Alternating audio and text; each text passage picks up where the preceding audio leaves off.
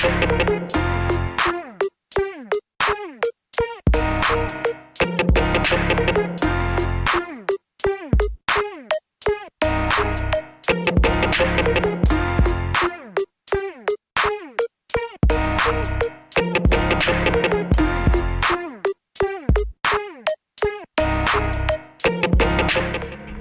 friends, I'm Aaron Ciotti. Everybody calls me Ciotti. Welcome to Sunday. I'm disappointed with 75mm in general.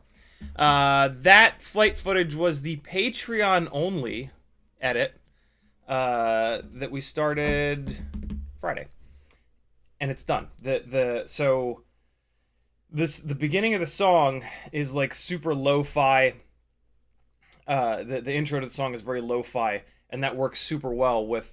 Oh, by the way, I did this just for fun. And that works really well with the camcorder footage. But then the song kind of cleans up when it jumps into the verse.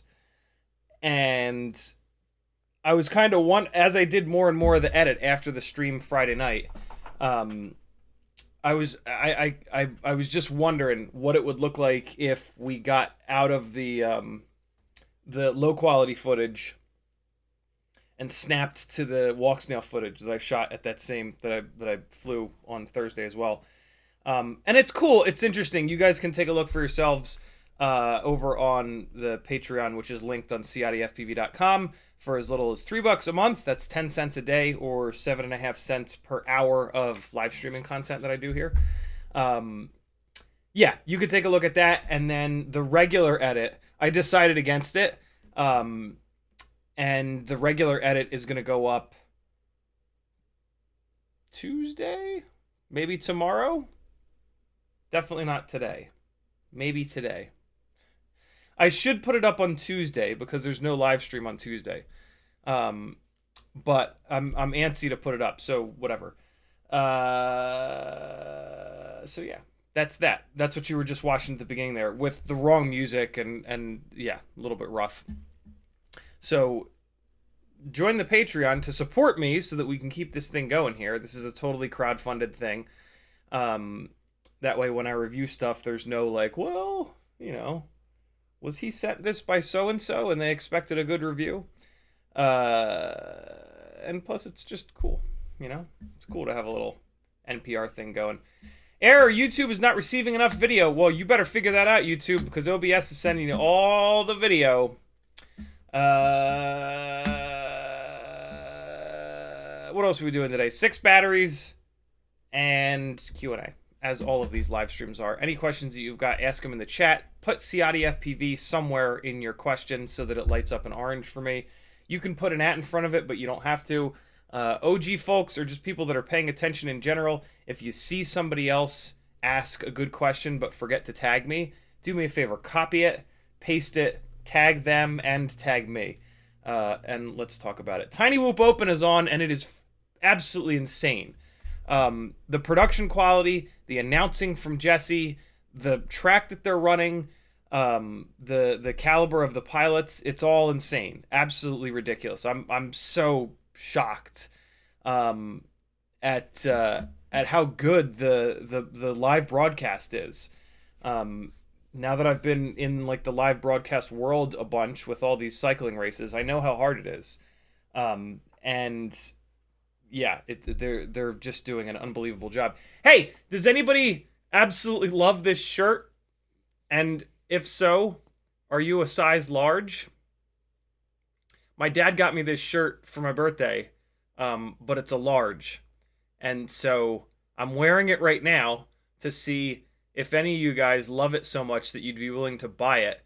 But the deal is, you have to buy this shirt. I'll figure out where you got it from. You have to buy this shirt in medium and have it shipped to me, and then I'll ship you this one. So I'm only wearing it this one time so that you guys can see it, and hopefully somebody loves it so much that we can swap. So there's that. Matt Norton was first. Michael Kajas was next. Wake and Bake, Bob Bruce, Crom, Douglas Otwell, Hockey Round, Slow Cal, Raging Leet, David 4F, Apache Smoke Wounded Sniper, CH3FPV, Timmons, Apache Smoke Wounded Sniper, Freelo Joe, Siskel, Anonymous. Shit, sorry guys. You probably haven't been able to hear me properly. I'm gonna put the microphone back over here. I can't. I'm just gonna keep forgetting to pull this microphone out, and with how much I kind of move around, my voice is gonna get loud when I'm closer to it. It's gonna get quiet when I'm farther away from it, and I'm moving up here and I'm moving over here, and it's gonna be all over the damn place. Anonymous, Siskel, Gusto, Micro PP, Polish Soundscape, CH3, Tongue Out, Prop Junkie, Parkour Guy, Kilo Zebra, Decabacow, YouTube just did the thing, Peter Clark, Prop Junkie, Medi79, Max Melner, Sky High Charlie, Chuck, Damon, Alexander Lewis Hughes, Cole Powers, Sebi D, Prop Junkie again, Proton to Go, what's up, brother? How you been? Haven't seen you in a while. Sebi D, Cole Powers, Sky High Charlie, Achilles, I think I got everybody. What's up, friends? Again, if you want to talk to me, type CiottiFPV. If you want to talk to somebody else, get their attention, type their name. Spell it right. It'll light up in orange for them. Bob Bruce says, what's up, everyone in CiottiFPV? I still love the 33,000 kV motors with the iGal bells, but I don't need super crazy power. That's okay. Someday, if you need the super crazy power, it's there for you. For now, it sounds like you want to just motor limit it down, which is perfect. Apache Smoke Wounded Sniper says, hello! Gangly Gang, how's everybody doing this Sunday? CH3FPV says, tons of stuff to see today. Multi-GP and Tiny Whoop live races. Yeah, the Multi-GP is on as well. All kinds of stuff being streamed. And there was no Joshua Bardwell. I think he's out doing things again. CH3FPV says, so I guess with Walksnail, you're going to start a 2S whoop testing from scratch. That would be some amazing content for sure. I don't know. I really don't. The 2S thing, the weight just goes completely insane. And as like durable as I've been told the Mobula 7 V3 frame is, I don't know. It's just, I don't want Tiny Whoops to be that heavy. Why does everything look crooked over here? What is happening? Is this real life? Is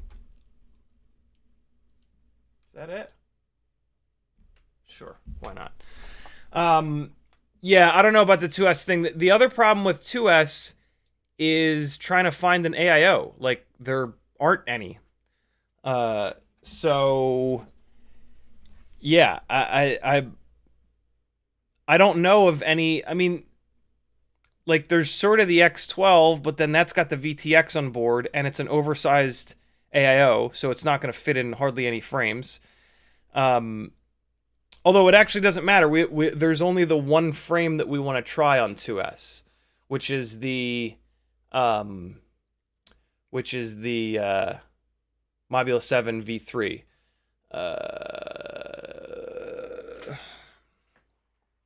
I have one of those frames right here. I just bought it. And so let's see. Will the X12... I really don't want to use the X12 though. Comparing the V3 to the V4 frame. I bet you the X12 would fit in here. But I don't think the X12 is the right AIO. Yeah, it's tough. Like, what's the AIO? It needs to have ELRS built in, but no VTX, and it needs to be durable. I don't know of any. I don't know of any AIOs. That's not true. I think NewBeeDrone has one. But yeah, with 2S, the battery is going to be extremely heavy, and motor selection will be a lot easier. We can get like 14,000 kV RC and power. I already have a set for one of the tiny lifters. We can go like 14,000 kV, and then on 2S, that's the equivalent of 28,000 kV. So we'll finally have enough kV for the 1.6-inch biblades. But yeah, the weight is just going to go nutso. And one of the things that we're going to talk about today is that I'm starting to beat the hell out of these motors already because of how heavy 75 is. Even the 1.5mm motor shafts are starting to bend. And so going to 2S is going to make that so much worse because the battery weight is going to go nutso. And so about a month ago, maybe 2 months ago, I'd said that the additional weight of Walksnail basically turns a tiny whoop into a cinewhoop, and it's just not gonna freestyle. And then I ignored myself and spent tons of time trying to force that to happen. And I'm kind of back where I started, where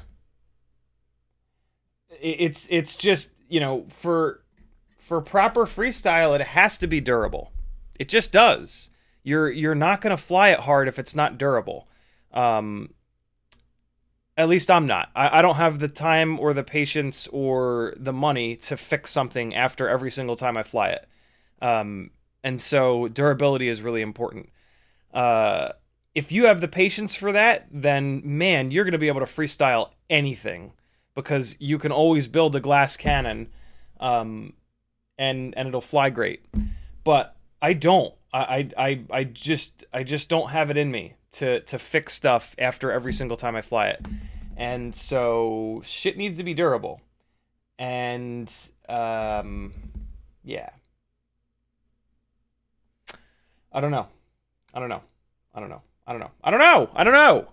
just don't know.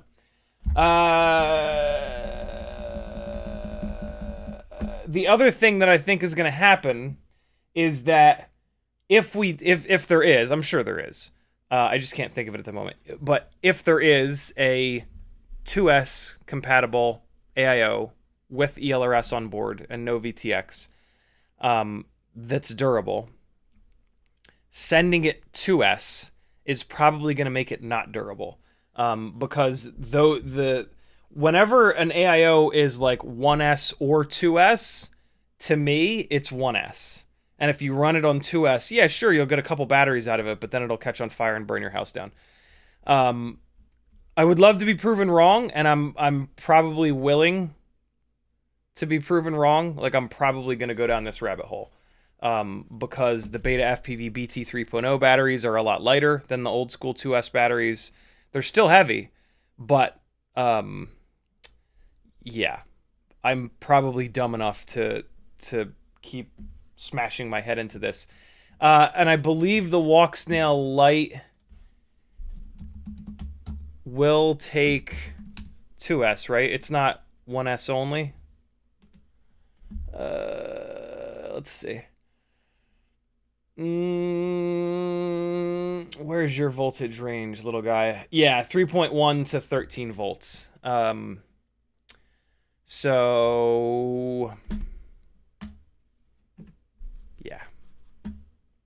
But we're gonna talk more about it. Let me get caught up on chat, and then we'll dive back into these. We'll take a look at some footage, and we'll talk about why I'm so disappointed and why I'm such a goddamn baby. Nah, we won't talk about that.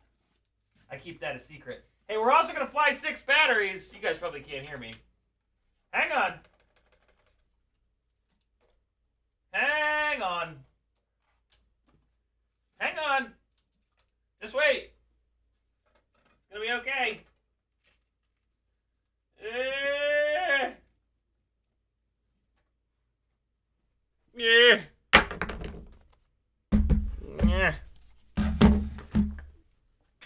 I also need to get this going. There we go. All right, I need to get some batteries on this charger. We're gonna fly 6 65mm batteries to renew my hope in tiny whoops. Man, there's one more motor that I'm looking forward to trying, but it's a motor with a 1mm motor shaft, and so even if it has enough power on 1S for these Walksnail rigs, I don't see us being able to use it, because it's just going to grenade motor shafts all over the place. But it'll be nice to see if that motor size is the key. That motor size being 0803.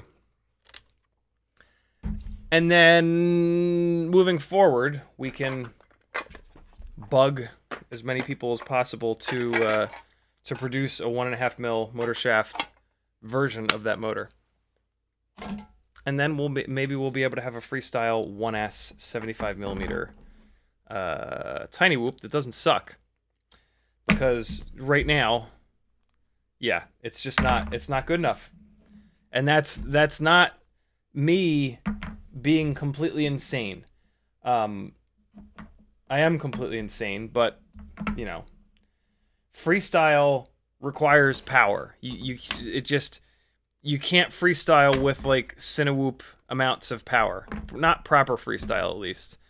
And where we're at right now, and yeah, we're just not there. We're just not there. So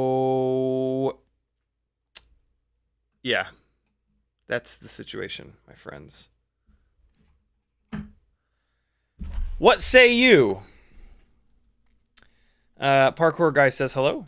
He also says, would it be stupid to run the RCN Power 1002 on 2S on a Mobula 8 motor limit, maybe? You would really need to get the lower KV RCN Power 1002. They make a 14,000 KV. That's what you would need to do. And I think you would also need to motor limit it. The 22,000 kV would be way too high. You would need to motor limit that down to like 40%, and you don't want to motor limit that low. Apparently that's too big of a motor limit, according to electrical engineers on Facebook. Take that for what it's worth. So yeah, because a Mobula 8, you're now going up to a 2-inch prop, so 22,000 kV would be too much even on 1S, or it might be correct. It might be just right on 1S, but then you're doubling it with 2S. So yeah, that'd be tough. Parkour Guy says, do you conformal coat your AIOs since they're so hard to come by? I don't. I've never conformal coated anything. I've put tons of stuff into fresh water, and they've all been fine. I've yet to lose any electronics. And like, I've put stuff in dog bowls and lakes at least a dozen times, probably closer to 20 or 30 times. And as long as you get them out of there as quick as you can and put them in front of a fan for 24 hours and don't plug them in, that's the key. Let it dry before you plug it back in. Yeah, they're totally fine. I mean, it would be kind of cool to be able to like fly in the rain, but I don't know. I don't necessarily want all that, like, you know, the motors have bearings in them, and like, I don't want all that moisture getting into the bearings and stuff like that. And then like, it's conformal coated, it's fine. You know, like, I'll be less likely to put it in front of a fan for 24 hours. And I mean, it's just not good. So yeah, I have not conformal coated anything. I do now have conformal coating. But yeah, I have not put it on anything yet. I will at some point. At some point I'll build, you know, I should do the new live flying chasing rig with conformal. Actually, I'm going to leave it out to remind myself to do that rig, because like, if it starts raining while I'm chasing the cyclists or whatever, it would be nice to stay up in the air. The main problem is that once water gets on the lens, it's really hard to fly because it's hard to see, and then they're not going to take my camera if it's all blurry with water all over it. There's stuff you can try, like Rain-X and shit like that, to get the water beating off. But yeah, it hasn't been a very high priority for me. Damon says, CiottiFPV in the house. Indeed. YouTube just did the thing, scrolling back up. Cole Power says, I never noticed a difference with the mic position. Well, that's good. That means it's not too bad. Proton to Go says, what's up? Parkour guy says, I missed this if you answered this, but when looking to swap motor, stator, and bells, what dimension and measurements do I have to look for in compatibility? How about 802EX with regular bell? Realistically, Parkour guy, you need to stay within the same manufacturer. There's a chance that between manufacturers, it'll line up and kind of work, but I doubt it. I doubt that they're gonna use the really tough spec that I think is gonna bite you in the ass if you were to try going between manufacturers is if this is the stator, where does the bell sit? Like, how tall is the top bearing on or bushing on the stator, and then where is the point on the motor shaft that it rides on that bearing or bushing? Because if this is the stator poles here, if your magnets don't perfectly line up with those stator poles, it's not going to make great power. If it's sitting up or down a little bit too high, you're going to take a huge hit in power. So realistically, mixing bells with stators, stay within the same motor manufacturer, and then just kind of cross your fingers, basically. You know, we got away with it, it appears, on the happymodel 802s, because it doesn't make sense for happymodel to change the stator design on any of these motors, right? They've got motors with 3 different bells. Let's just talk about their 802s. They've got 802s with the onesie bell design. It looks like this. It's got the sharp edges, and it's a one-piece bell. This is their heaviest, is the onesie design. And then they've got motors with the EX, or as Tiny Whoop calls it, hex motor bell design, with the rounded edges here. Still a one-piece bell, but rounded edges. Technically, they have the onesie design, but as a 2-piece bell. It's the same dimensions. And then happymodel also has the RS 0802 20,000 kV. That's the motor that ships with the Module 7 V4. Well, Module 7 1S, let's call it, ELRS 1S. On those 3 motors, yeah, like it doesn't make sense that they would change the stator. They're not making a taller or a shorter motor. They're just, they're just changing the bell. So I'll bet you at the factory there, and it from the swapping that we've done so far, it seems to, answer this for us. At the factory, they're just cranking out all the same stators, and then they're making the 3 different bell types, and then just plopping the bells on the stators. That would make the most sense. The answer to your question, though, is you have to make sure that the motor shaft diameter is exactly the same. Otherwise, it won't go down through the bushings or the bearings into the stator. You got to make sure that the length of the motor shaft is the same. Otherwise, the motor bell will be able to move up and down too much. You need to make sure that the indentation for the C-clip on the bottom is in the right spot. And also, you got to make sure, like we were talking about a minute ago, that the top of the motor shaft where it meets the bell is the same height. This way, the magnets line up properly with the stator poles. You got to make sure that the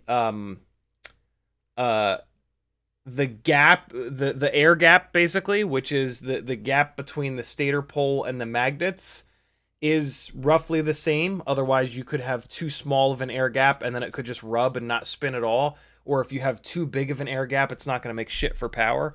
There's a lot of things. There's a lot of things that need to line up. This is why I'm saying, like, you need to stay within the same manufacturer. I don't think that there are many motors that you can do this with. Like a T-motor Pacer versus a Velox motor, I wouldn't think you'd be able to do this.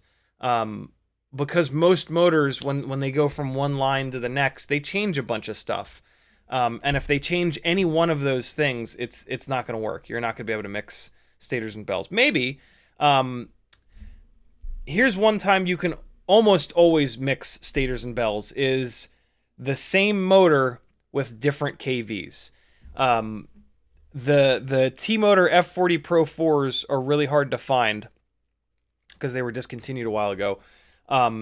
At some point, one of you guys found a website that had so I run the 1850 kV variants because I'm on 6S, but one of you beautiful people was like, yo, the F40 Pro 4s are in stock at so and so website, but they're 2400 kV. That's the 4S kV.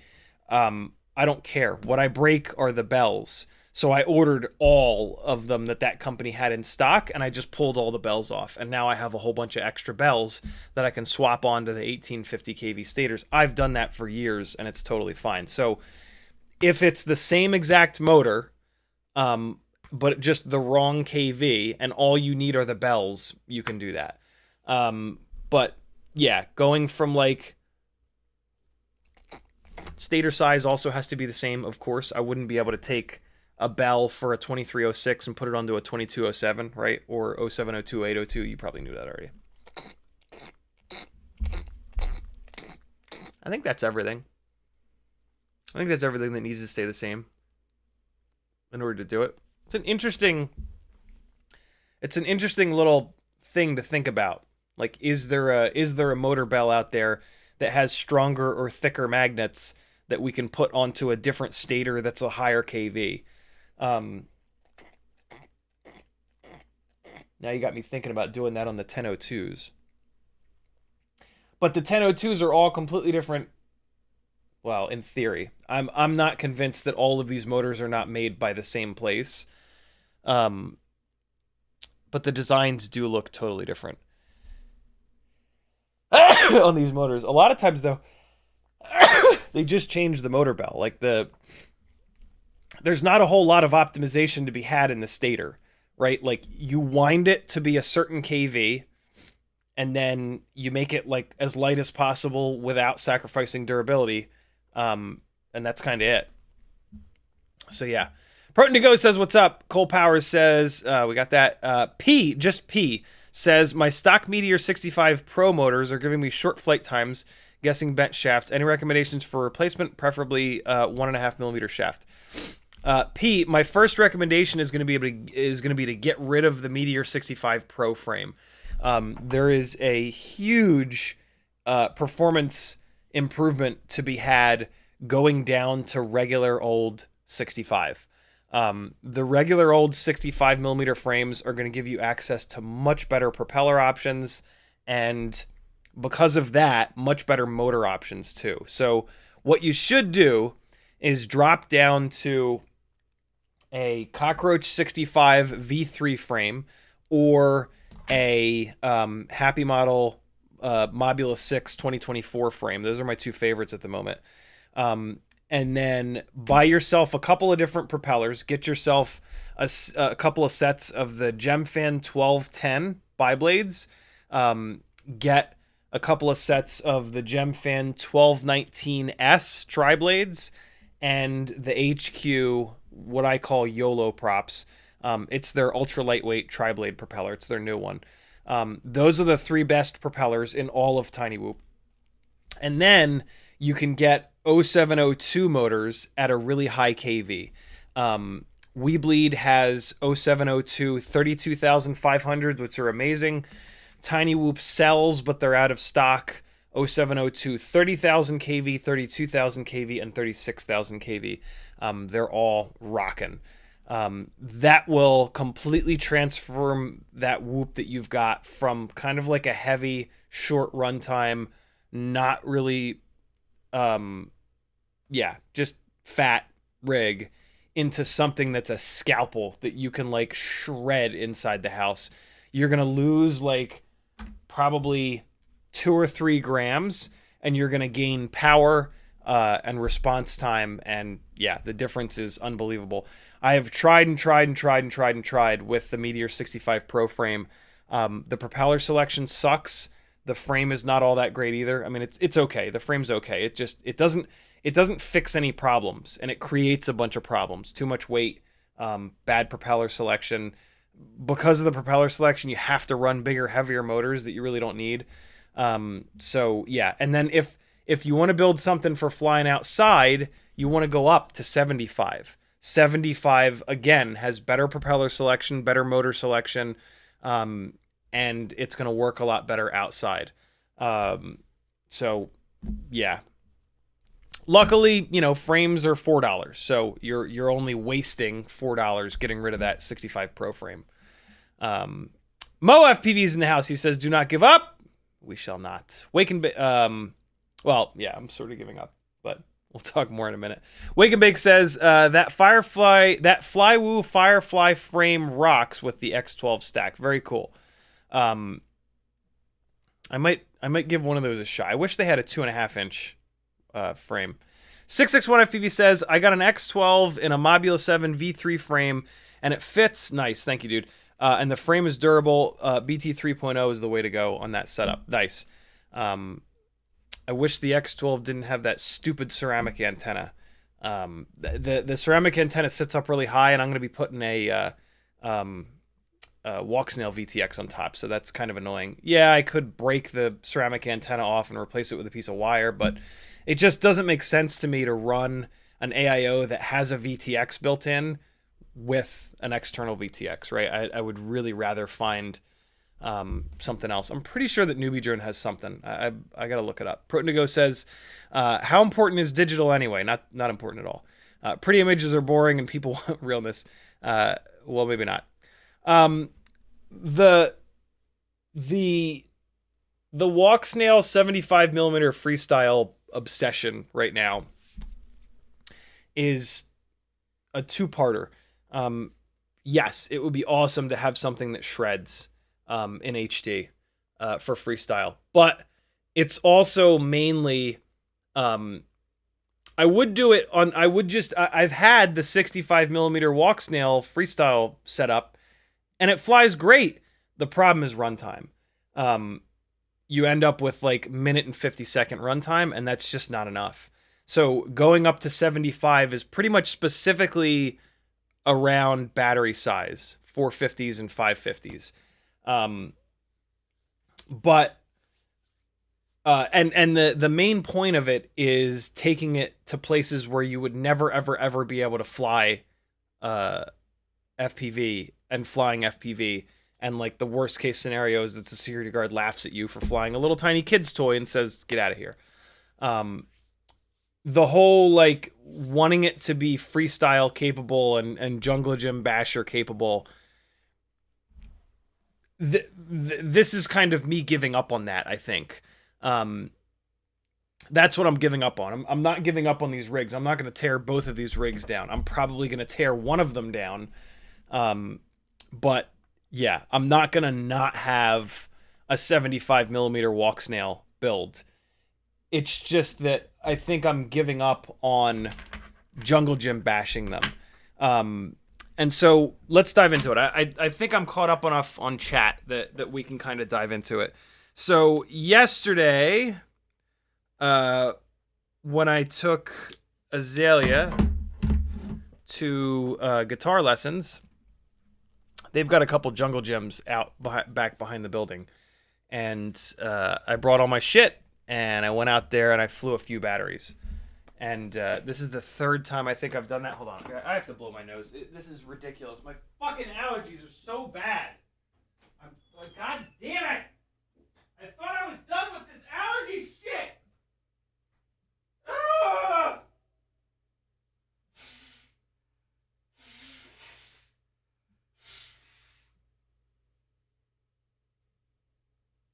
Ah! Ah! Ah! Ah!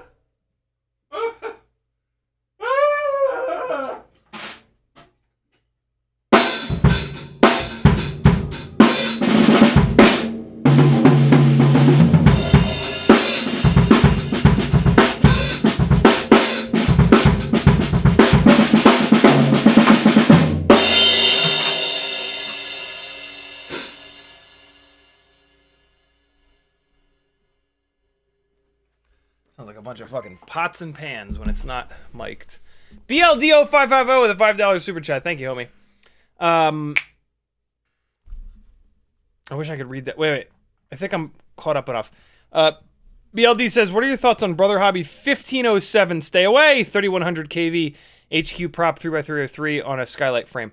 1507s are way too tall, right? Remember what we talk about all the time. Motor sizing, the most important thing in motor sizing, other than just like the size and the kV. The third most important thing is the ratio of height to width. You want motors that are at minimum 3 to 1. 3 wide to 1 tall is a freestyle motor. And then 5 wide to 1 tall is a cinematic stay cool motor. 1507 is 2 wide to 1 tall. And that's going to leave you with a motor that overheats really quickly. Like you go full throttle and it pretty much immediately overheats. And so that leaves you with a motor that's very inefficient if you're pushing the throttle, because it's going to be too hot and magnets hate to be hot. And it's also going to be a motor that's very inconsistent. Depending on how hot the motor is, you're going to get a different amount of power. So if you hammer the throttle and it gets really hot, and then you come off the throttle and then you get back into the throttle, it's going to have a completely different amount of power that second time because of how hot the motor is. So yeah, 1507 is a terrible motor size, as is 1408. 1408 is actually even worse, unless you're doing like some kind of drag racing or just building like a super for fun rig. If you just want something that you can hammer the throttle and for like a half a second you get just acres and acres of power, sure, 1408, 1507 all day. If you want something that's actually good to fly, stay the hell away from them. They're a nightmare. 1507s were like the first micro motor that we got 3-4 years ago that made good power. And so a ton of people made them, and a ton of people kind of jumped on the bandwagon. And a bunch of those people, unfortunately, haven't gotten off that bandwagon. They haven't paid any attention since. And then there's those of us that have been paying attention, and we've got the motors that actually fly good. 1404s, 1505, 1604, 1804. We have lots and lots and lots of motors that are the correct stator size for something that actually flies good, not something that just makes ass loads of power. You know, one of the problems with the Avata, and one of the reasons why it does the yaw tumble thing, is the motor sizing. It runs 1507s. I don't know what the new one runs, but yeah, it runs a motor that very quickly overheats. So when you put it into that yaw situation, it's just hammering the motors, and then they're overheating, losing power, running out of power, and then the PID loop just falls on its face, and it falls out of the goddamn sky. So yeah, one of the cool things about the Axis kit for the Avata is that it adapts it to a 4-bolt motor mount, and you can run any motor on there. I can't believe I haven't seen anyone. Somebody's probably doing it, but I would love to see what an Avata flies like on a 2004. It's probably amazing. But yeah, I ain't doing it. I don't have $1,000+ to pour into a stupid project like that. I'm very curious what motors the Avata 2 runs. I wouldn't be surprised if they're a wider motor. If they're paying any attention, it's going to be a wider motor. What I will say is that those really tall motors potentially can be more efficient as long as you never go full throttle to overheat them. If you limit the throttle, if you limit the amount of power that they make, they can potentially be more efficient. But what's the point? If you're going to limit the amount of power that they make, then you can run an even lighter motor. Instead of a 1507, you can run a 1506 or a 1505. So like, what's the point, right? You would have to have like dynamic motor limiting, where it gave you like a quarter of a second of full throttle, and then it dynamically started pulling the full powerness of the power down, to make sure that they don't overheat. A company like DJI could probably do that. They could probably figure out how to do that.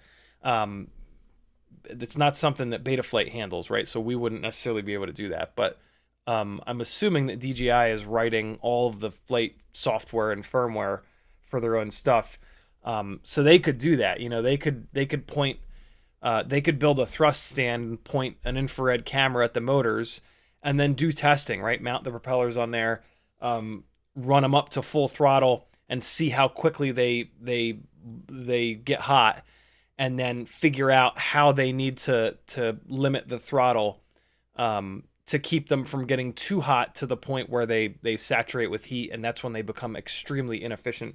I wouldn't be surprised if they do something like that, because they get so much extra runtime out of their out of the Avadas versus like any Cinewhoop that any of us have ever built. I don't know. That's just me, you know, talking out of my ass potentially, but it'd be pretty cool if they did do something like that. Let me scroll. Thank you again, BLD, for the very generous super chat. Hopefully I helped you. If you don't get 1507s, then I helped you a lot, because they're a very annoying motor to fly. They're very fun for that first like split second that you go full throttle, but then the rest of the time you're flying them, they suck. And they're also very tall, and they bend motor shafts a lot because they're so tall. It's a big long lever. Alex K says, happy birthday, better late than never. Sorry, I'm from Europe. No worries, brother. It's okay that you're from Europe. Is the happymodel 0702 28,000 durable compared to other 0702 motors?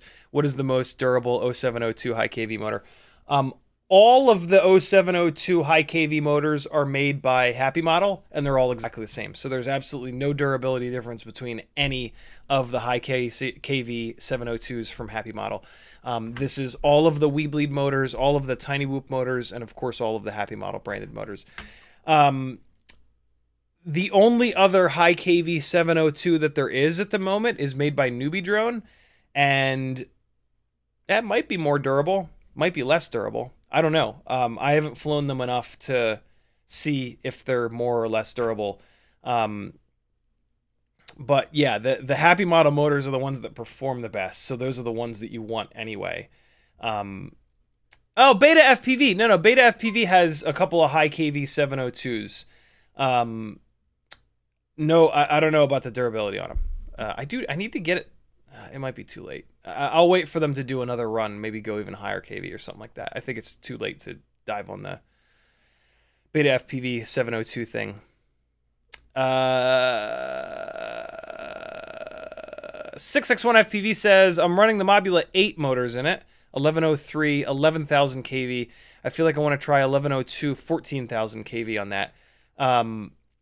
Yeah, I wouldn't be surprised if 1102...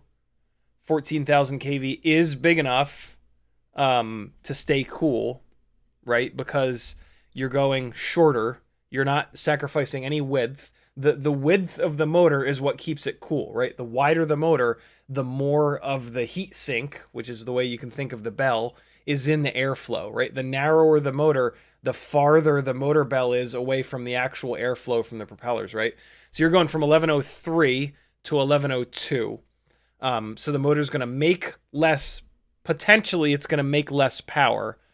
It's going to be lighter, but it's the same width. So it should run cooler, but then you've got higher kV. So like the 1103, most bind and flies have motors that are too low of a kV, and the motor never gets even remotely warm. So you're going to a smaller motor, but a higher kV, and a lot of times that'll actually get you more power. Like those 1103, 11,000s, at full throttle, they're probably just like relaxed and just chilling. Going up to 14,000 kV, that's going to make the motor work harder, and then 1102, it's going to be a little bit lighter. So, I mean, the easy button would be to stay with 1103 and go up in kV. But depending on the all-up weight of the rig, 1102s might be okay. So that's actually what I would do. I would do the 1102 14,000 if I were you. BLD says hi. Proton to Go says, I'm currently running 1500 TVL on 5-inch without an action cam. It looks amazing. Are there nano-sized ones? Are there nano-sized ones? Nano-sized cameras that are 1500 TV lines? Man, I have no idea. I don't pay any attention to the TV line rating on cameras. Hey, that actually reminds me though. The NewBeeDrone Bee Eye camera, the other day on the live stream, I noticed that the HDZero footage, even though it's captured in 60 frames a second, is not actually 60 frames a second. It's 30 frames a second. And what we were theorizing on the stream is that that is an after effect of the de-interlacing. Basically, the way that old school 640 by 480 analog cameras work is they so it captures a TV line here, so 60 frames a second. TV line frame number 1, TV lines here, and then frame number 2, TV lines down here. Frame number 3, frame number 4, frame number 5, frame number 6. And then to interlace them, you take those frames that are right next to each. You take frame 1 and frame 2, and you combine them. Well, you don't combine them. You make one frame with both of them, I should say, right? And so that would totally stand to reason that you take 60 frames, frame 1, 2, 3, 4, 5, 6, 7, 8, 9, 10, and then you smash them all together, 30 frames a second.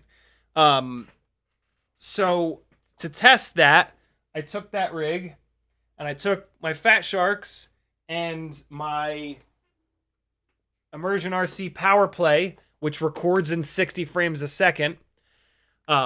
This is the combo, Fat Sharks with this. This is the combo that I've used in the past, and I've gotten 60 frame per second analog footage, which I used on the previous analog drift edit. Half of that edit is in 50% speed, and it's very obviously 60 frames a second. So I tested that on the same NewBeeDrone Bee Eye camera, and it was only 30 frames a second. So I think that the Bee Eye camera, I don't know. I don't understand it. It's either the Bee Eye camera or it's the happymodel 5-amp ELRS 2G4 AIO, the VTX in it. The rig, the AIO that I flew, the footage from that this AIO, this is the T-Motor 1S AIO with the VTX built in. This AIO going to the Fat Shark goggles, recording on this with the Caddx Ant Lite camera gives me 60 frames a second. So I'm now in the process of like reverse engineering that and trying to figure out what I need to do to get 60 frames a second again, because I really want it. I want to be able to chase the little RC drift cars with an analog rig, super lightweight, with the Batwing camera mount, and get 60 frames a second that in the edit I can slow down. So the first thing I did, this is the other analog drift car chasing rig where the I had an old school OV231 camera on for Thursday, but the lens started to separate from the PCB. So I flew it once, it was all out of focus. I realized that and I put it down. I have switched the camera over to this. I've switched the camera over on this. I actually put the Mobula 6 2024 camera in here at the moment. I actually really like that camera, and it fits in the Batwing mount. So this is going to be the first camera that I test to see if with this camera on it, I can get 60 frames a second again. If this doesn't work, I'm going to move back to the Caddx Ant Lite, even though it's not good in low light. But this camera was a part of the setup that accomplished what I'm looking for, so It's coming up. It's gonna get used at some point here, more than likely. I hope it's not the AIO. I hope there's not something special about this T-motor, the VTX in this T-motor AIO, that it's somehow weirdly like the only one that's outputting 60 frames. But we'll see. I'm going to hold on to this for the time being. At some point, I might sell this AIO because the VTX is doing this weird thing where it's a little bit dark. It's still flyable, so I'll sell this super cheap to somebody that just wants a rig up in the air. But yeah, the video quality kind of sucks because it's a little dark. Look at that previous analog. It's called like Analog FPV Invades RC Drift or something like that. And you can see exactly what the VTX is doing. It's a little dark. Not the end of the world, but for what I'm using it for, which is like cinematic analog, it's no good. My God, my nose. Hold on. One more time. This should be the last time.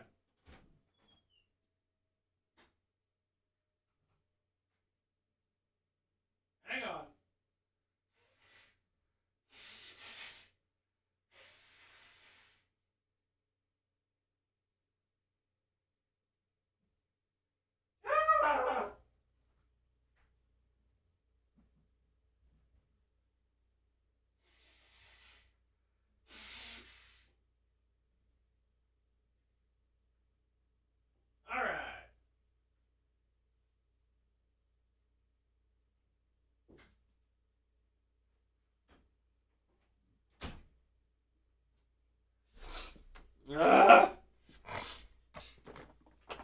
Snot, yo.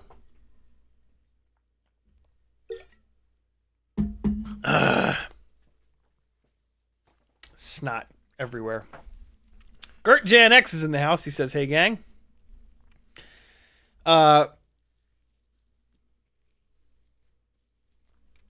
County FPV says, "I have a 75mm 2S frame.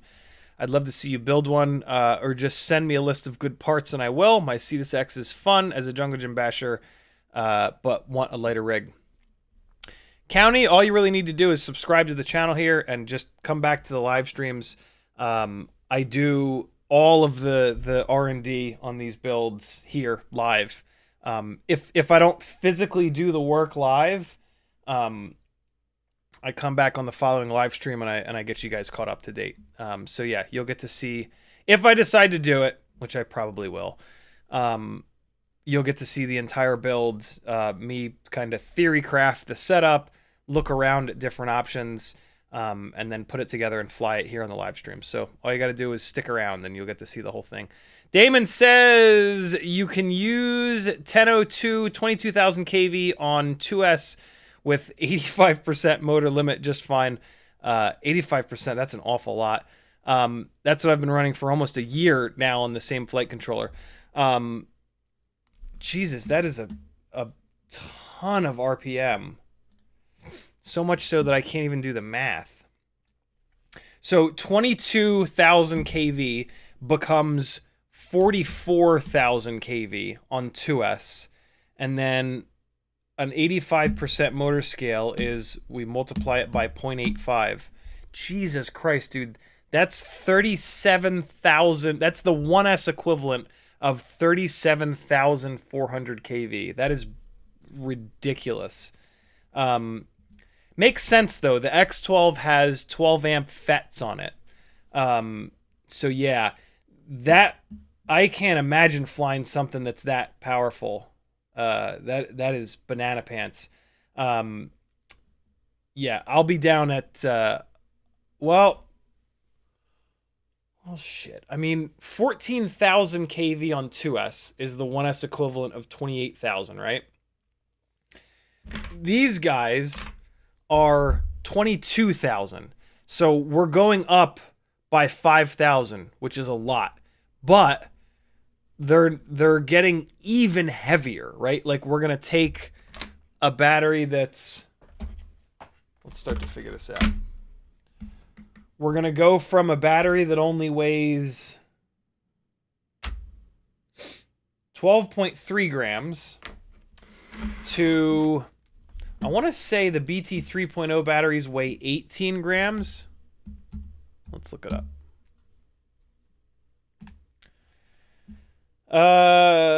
We might as well just go on their website because they're going to be the ones that have all the batteries at the time.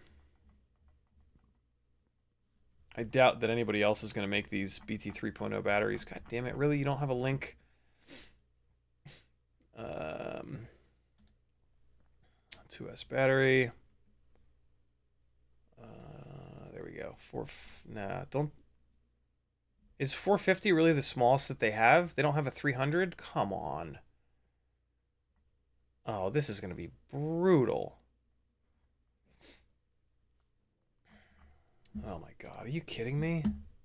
It's going to be more than 18 grams. It's going to be 20-something grams. It's going to be double the weight of this battery that I just weighed. Jesus, 27 grams. Oh my god. Yeah, I don't think I'm going to do it. 27 extra grams. That's way too much. It's already at 31. Jesus Christ, it's going to double the weight. Nah, I'm not doing it. No. How do they not have a 300 mAh version of this battery? Are you kidding me right now?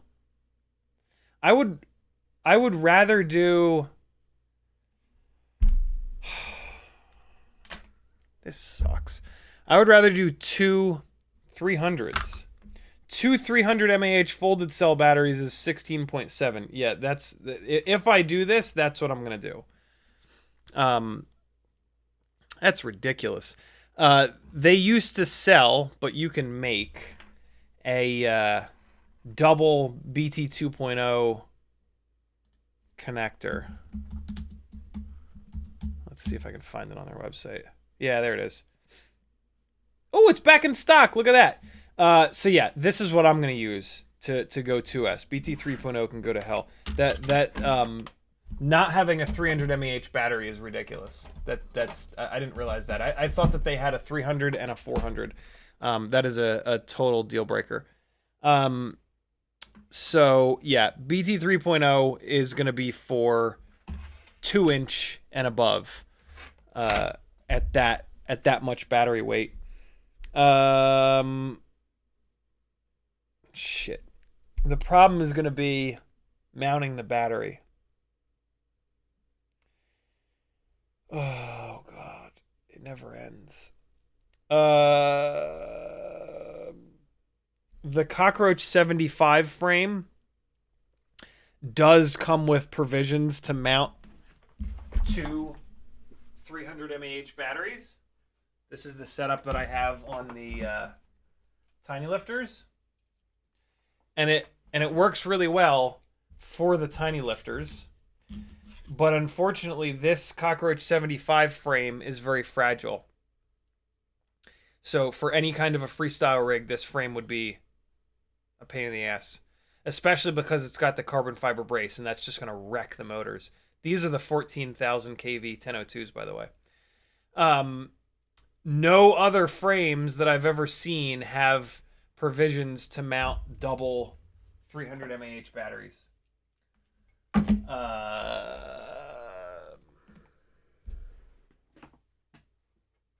don't think I'm doing the 2S thing, my friends. I think that if you want a freestyle rig, it's analog. And if you want a little tiny Cinewhoop, we're going to stay 1S. Because, like, as the weight goes higher and higher and higher, the rig makes a lot more noise, and it hits someone in the face a lot harder. And adding an additional 27 grams to this, like, it's going to double the volume, because it's going to have to push twice as much air. It's going to hit twice as hard. No. I'm not doing that. And then it's not going to be durable. It's absolutely not going to be durable. No way. I don't care how strong that frame is. It's going to crash like an actual ton of bricks. It's going to be like a sack of hammers flying through the air. And like, as you're about to see, jungle gym bashing is brutal. Let's dive into that. Let's dive into some of the flight footage from yesterday. 2 days ago. Yesterday.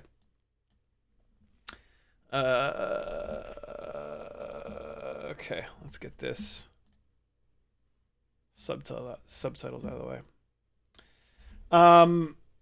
Yeah. So this is the RC and Power 1002 22,000 kV rig. Let me get you a weight on it. Meteor 75 airframe, which is holding up completely fine. I know a bunch of you have broken these 75 airframes, but mine is apparently indestructible. I don't understand it. You're about to see. I battered the living shit out of it. Gemfan 1610 biblades, RC and Power 1002 22,000s, which fly just like all of the other 1002 22,000 plus kV motors, the Flywoos, the iFlight Zings. Look how bad that performance is at the bottom there. Like, it doesn't make enough power. Like, look, that's awful. The tune is cranked on this rig. And I mean, just in general, it just doesn't have nearly enough power. Mobula 6 canopy, Walksnail light, BT 2.0, BetaFPV cross style AIO, all up, not all up. Dry weight is 31.6 grams.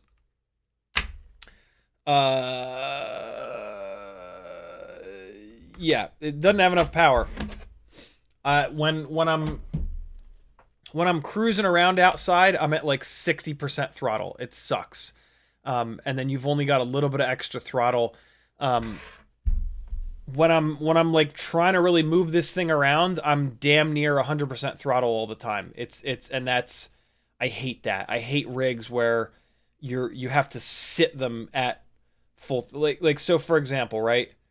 Like in here, doing let's just go to the next battery. This should be the next battery. Nope, it's the same one. What the hell happened? Hold on.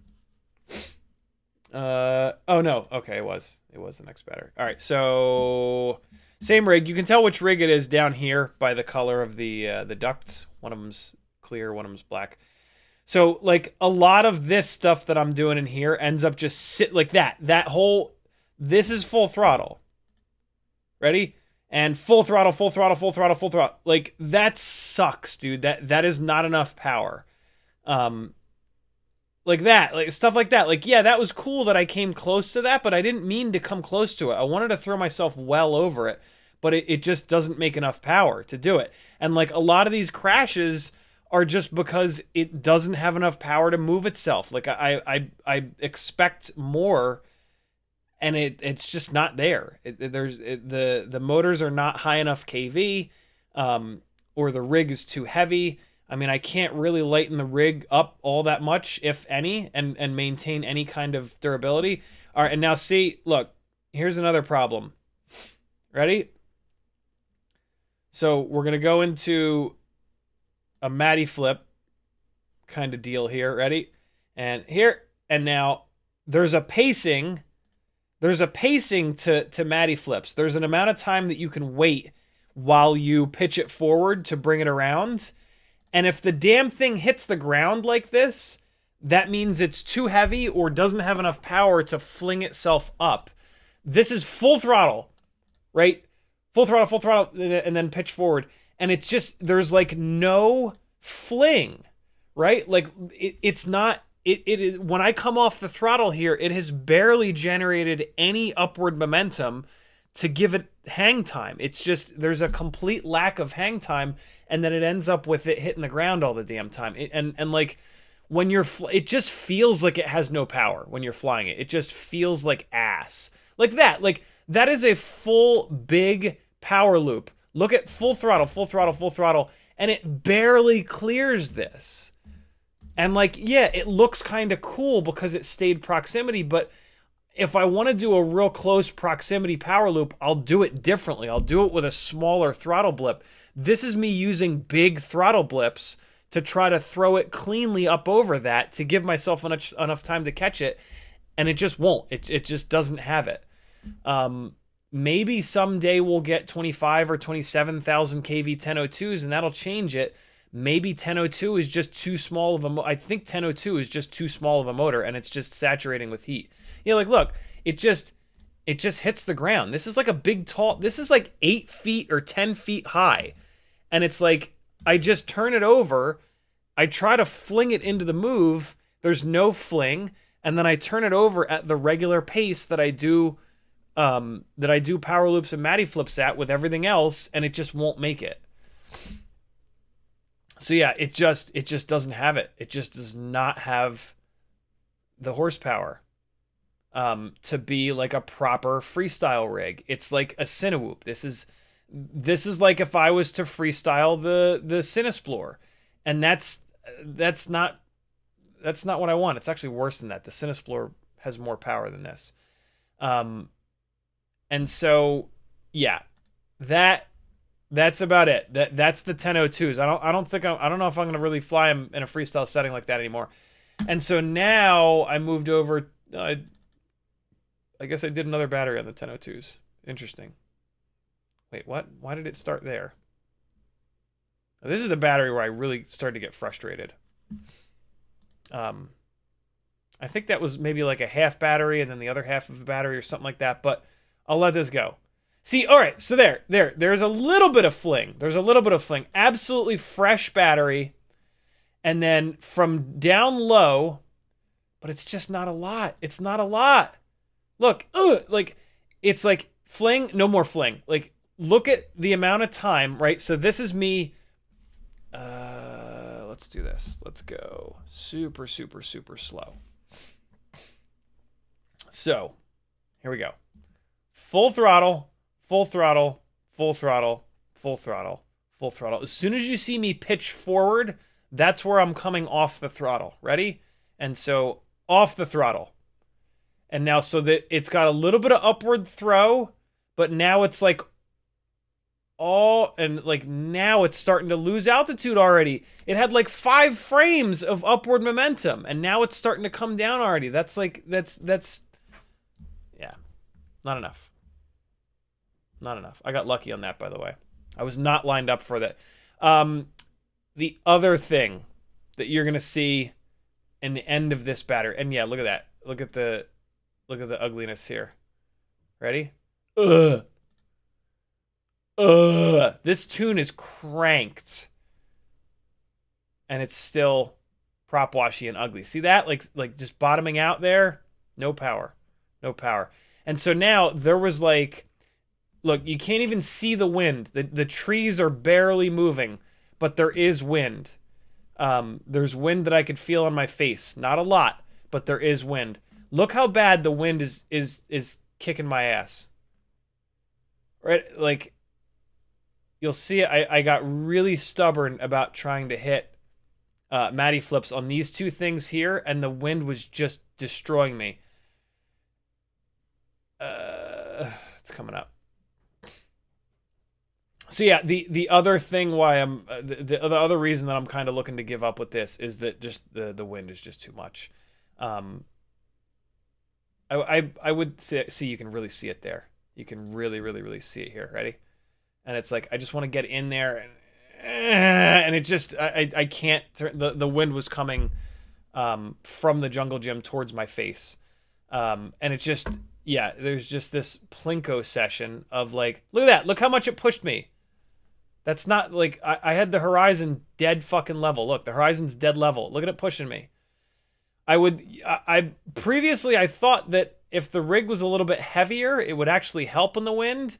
But man, the analog 75mm rigs, they don't seem to get pushed around this bad in the wind. I don't know why. That doesn't necessarily make sense to me, but I was just so frustrated with the way this thing was kind of performing. This is me being stubborn. Which of course ends with it getting stuck. So yeah, I'm just done with it. I don't like the way it flies. And so that was the 1002 rig, and I was like, all right, maybe the BetaFPV 1102s. So that was 1002 22,000. Here, ready? Let's look at the weights again. 1002, 22,000, 31.6 grams. 1102, 22,000 on the 75 Pro frame, 35.7 grams.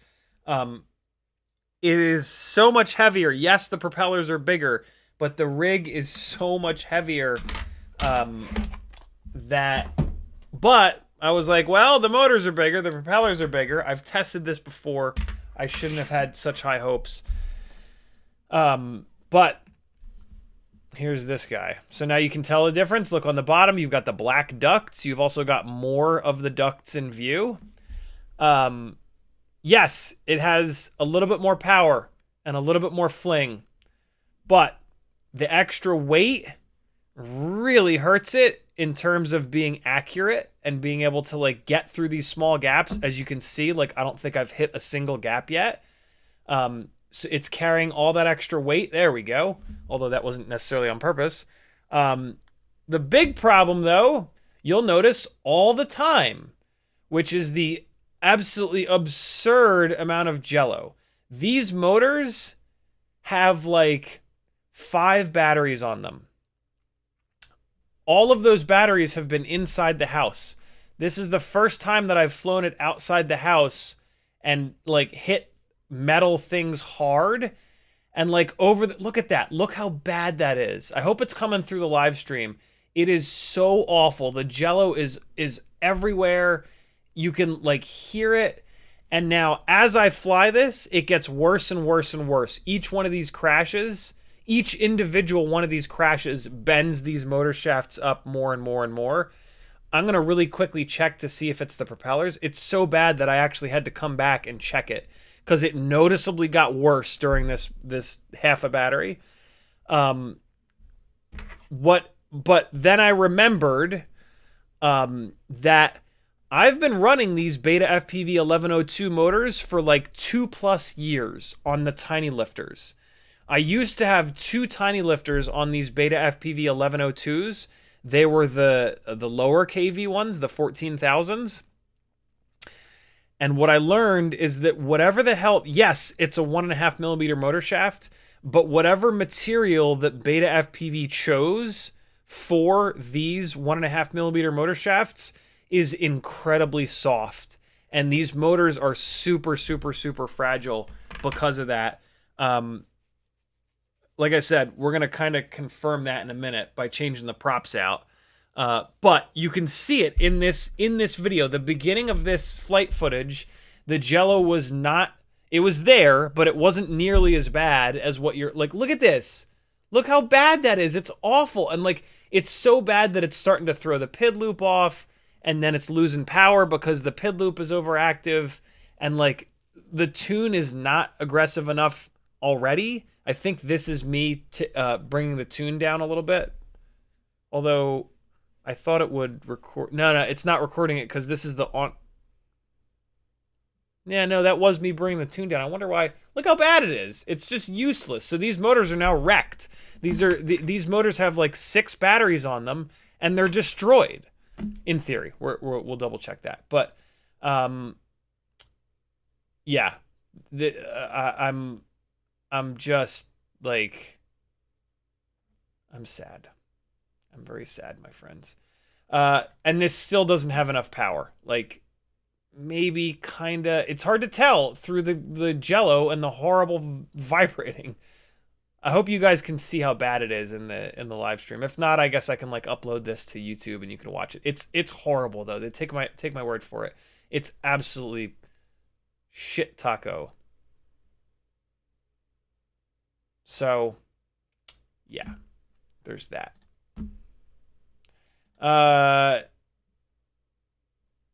It definitely has more power though. Like still not enough, but like look at this throw. Fresh battery throw. Like that had a little bit of upward momentum, but it still flies like a goddamn school bus, man. And like in fairness, some of these crashes are pretty hard, but like this is what I want. I want a jungle gym basher. And if this isn't going to work as one, that's it. It's analog for this stuff. If I have to go analog for it to be light and durable enough to do this kind of stuff, then that's it. That's what we do. I'm not going to keep bashing my head into the wall with these Walksnail setups if the extra 6 grams is enough that it wrecks the flight performance and or the durability and or, you know, whatever. So yeah, I was so excited to fly these two yesterday. I really thought, like, I don't know.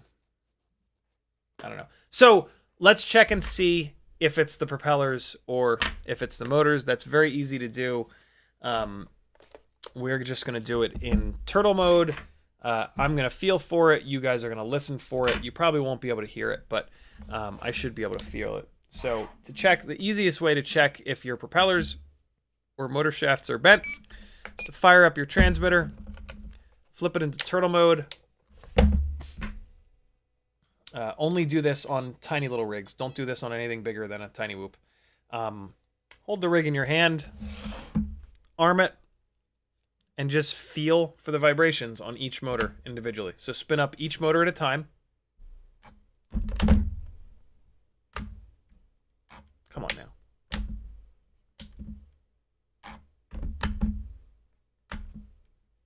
There we go. Hold it in your hand so you can feel the vibrations. Also listen for the sound it's going to make. And very gently spin up each motor by going into the corners. That'll spin just one motor at a time. And you don't spin them full blast. Most of the vibrations happen at cruising, which is like 30 to 40% throttle. So you're going to be real gentle. And so gently spin it up. Feel for the amount of vibrations. And then go to the next motor. One motor is going to be clean. And that's your baseline. Boy, oh boy. All these are wrecked. Motor 3 is not... Motor 3 is the cleanest. Usually the rear motors will be the cleanest because you crash face first more often than not.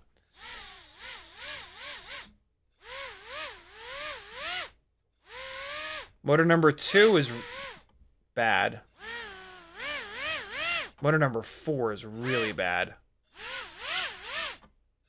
All right, so that's your baseline. Now you change propellers.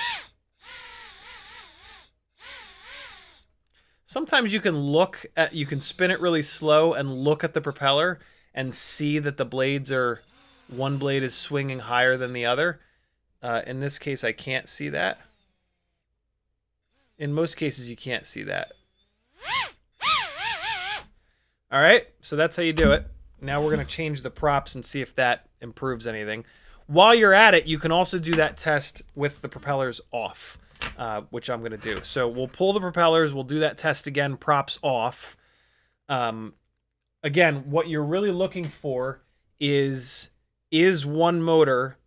Hopefully you've got one motor that's relatively clean, and then you're feeling for how much more vibration there is on the other motors than that clean one. If you've got like a fresh motor that hasn't been crashed, you can swap that on. That's like the best way to test it. But usually the motors in the rear are going to be plenty clean for you to really see that the fronts are banged up. So I've got the propellers off. This is the clone prop popper, which I actually like better than the original prop popper. We'll hook the battery back up here. Give it a second to connect, and we'll do that test one more time. Now that the propellers are off, you can do this test on any quad, all the way up to 10-inch, whatever, because it's safe with the propellers off, and you can just sit here and really quickly spin each one up and see if there's one motor that is super banged up. So, motor 1. And again, you're only testing the low RPMs. Beyond 50% RPM, you're not going to learn anything. You can also kind of like look sideways at the motor shaft, and sometimes you can see it spinning. So motor number 1, which is in the rear, which is usually clean, doesn't feel that bad. Still feels pretty clean. Motor 2. Oh, motor 2 is actually fine. Motor 3. Wow, motor 3 feels as bad as motor 1. Motor 3 feels worse than motor 1. I have had these motors on a different frame, so maybe these two motors were on the front. Motor 4 is demolished. Motor 4 is in the front, and it's wrecked. Motors 3 and 4 are the worst. Motors 3 and 4 must have been on the front in the previous build. Motor 4 is the worst. And let's see if I can see the motor shaft vibrating. I can't. One of the other things you can do, put it down, spin the motor up slow, take your fingernail, if this is the motor shaft, take your fingernail while the motor is spinning slowly and push it against the motor shaft. And if the motor shaft is bent, it'll vibrate against your finger. I'm going to do that. This is motor 4. Oh yeah, it's bad. Yeah, motor 4 is bad. We're going to do motor 2 because that was one of the clean ones as a... Motor 2 doesn't feel very good either. Motor 2 sounds okay, but I can feel the motor shaft vibrating back and forth. Let's try motor 1. Interesting. Motor 1, the motor shaft is not vibrating very much back and forth. Motor 2, the motor shaft is vibrating way worse. Let's try motor 3. Motor 3 is actually not too bad in terms of what I can feel on my finger. And then motor 4. Motor 4 is hammered ass. So there you go, friends. That's how you... careful if you're doing that on a Walksnail rig. It's going to overheat. Get your gangly fan out. Or just blow on it. Now I'm going to put a fresh set of propellers on. And I am going to fly this one more time. But I can feel that the motors are hammered. The other possibility is that the propellers are just out of balance. I've heard from a bunch of people that they've not had any luck with these 45mm propellers being balanced. A bunch of people say that these are, especially the triblades. I definitely noticed that the triblade 45mm propellers are not balanced at all. Like so much so that I can't even run them. But the biblades seemed okay in the past. But now all of a sudden they're just smashed. So also in fairness, a lot of the testing and why this popped up all of a sudden, I think, is because most of the testing that I've done with these rigs has been inside in low light. In low light, the shutter speed slows down and that hides a lot of the jello. Yesterday was noon that I was doing that testing. So, I mean, it was cloudy, but still, the sun's very bright. The shutter speed is going to speed up, and that's what really brings out jello. 1/200th of a second and above shutter speeds, you start to really notice jello if there's vibrations. So, yeah, I'm going to put an absolutely fresh set of propellers on here. I'm going to really quickly send them down the... well, before I put them down the pin vise... Hey, I only have 2 pin vices left.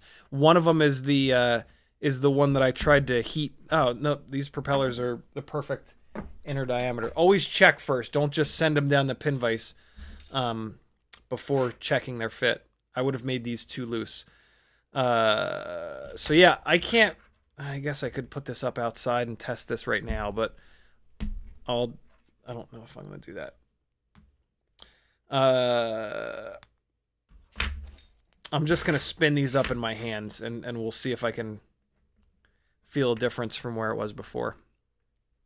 Especially now that I know which motor shafts are wobbling against my fingernail. That is super helpful to know to try to kind of troubleshoot this. Okay, absolutely brand new propellers are on here. I've never run any of these coral props on this before. I'm going to put these light blue props that I was running aside because there's a chance that they are just bent to shit. And we're going to hook this battery back up. You can also do this in the motors tab in Betaflight. It's a little bit easier to do it that way, but it's not as fast.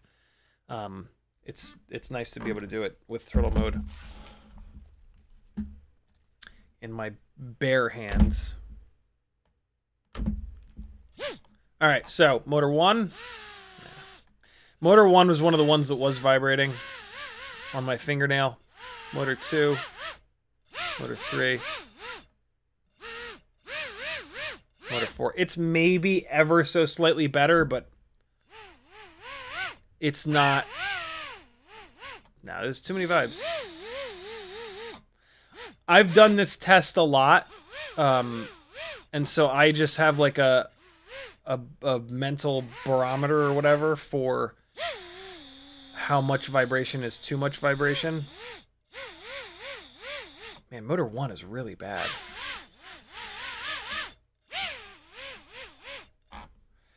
On the tiny lifters, when I moved away from the BetaFPV 1102s to the RC and Power 1002s, the durability of the rig went way up. And I was actually able to crash the rig before it started to get jello all over the place. So yeah, these BetaFPV 1102s just, I think that whatever metal they used for the motor shafts is a cheaper, softer metal. And as soon as you start crashing it, it just, yeah, they just get all bent up, which is a shame because they make great power out of the box. These 11, and they're light. The 1102s are very lightweight and they make really good power. I'll fly this one more time, but I think that's kind of it. I can't have it be fragile like that. That's a deal breaker. The weight of this rig with the with this heavy ass 75 Pro frame is going to be even harder on the motors, right? It's just going to have much more energy when it comes into crash, and that energy has to go somewhere. This is also a fairly stiff frame, and so the stiffer the part of the frame where the motor mounts to, the more of that energy is going to get tied up in the motor itself, right? When you crash, the guard pushes into the propeller, and then that pushes on the motor, and that's where the motor shaft bending happens.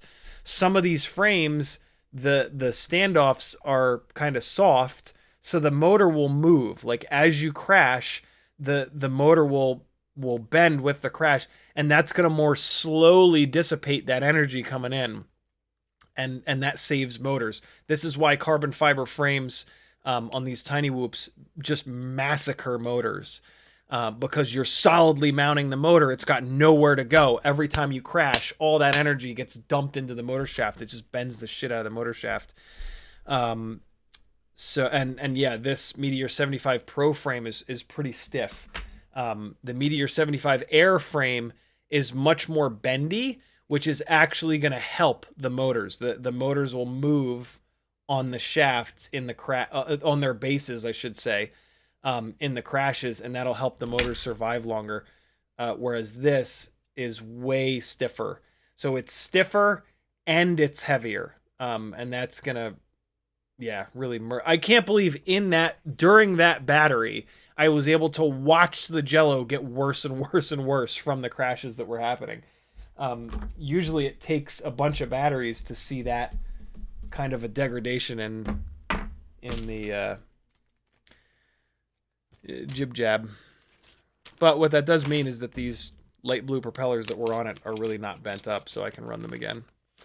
Although I don't know if I'm ever going to run 45 mil again. It's not until there's a lightweight frame.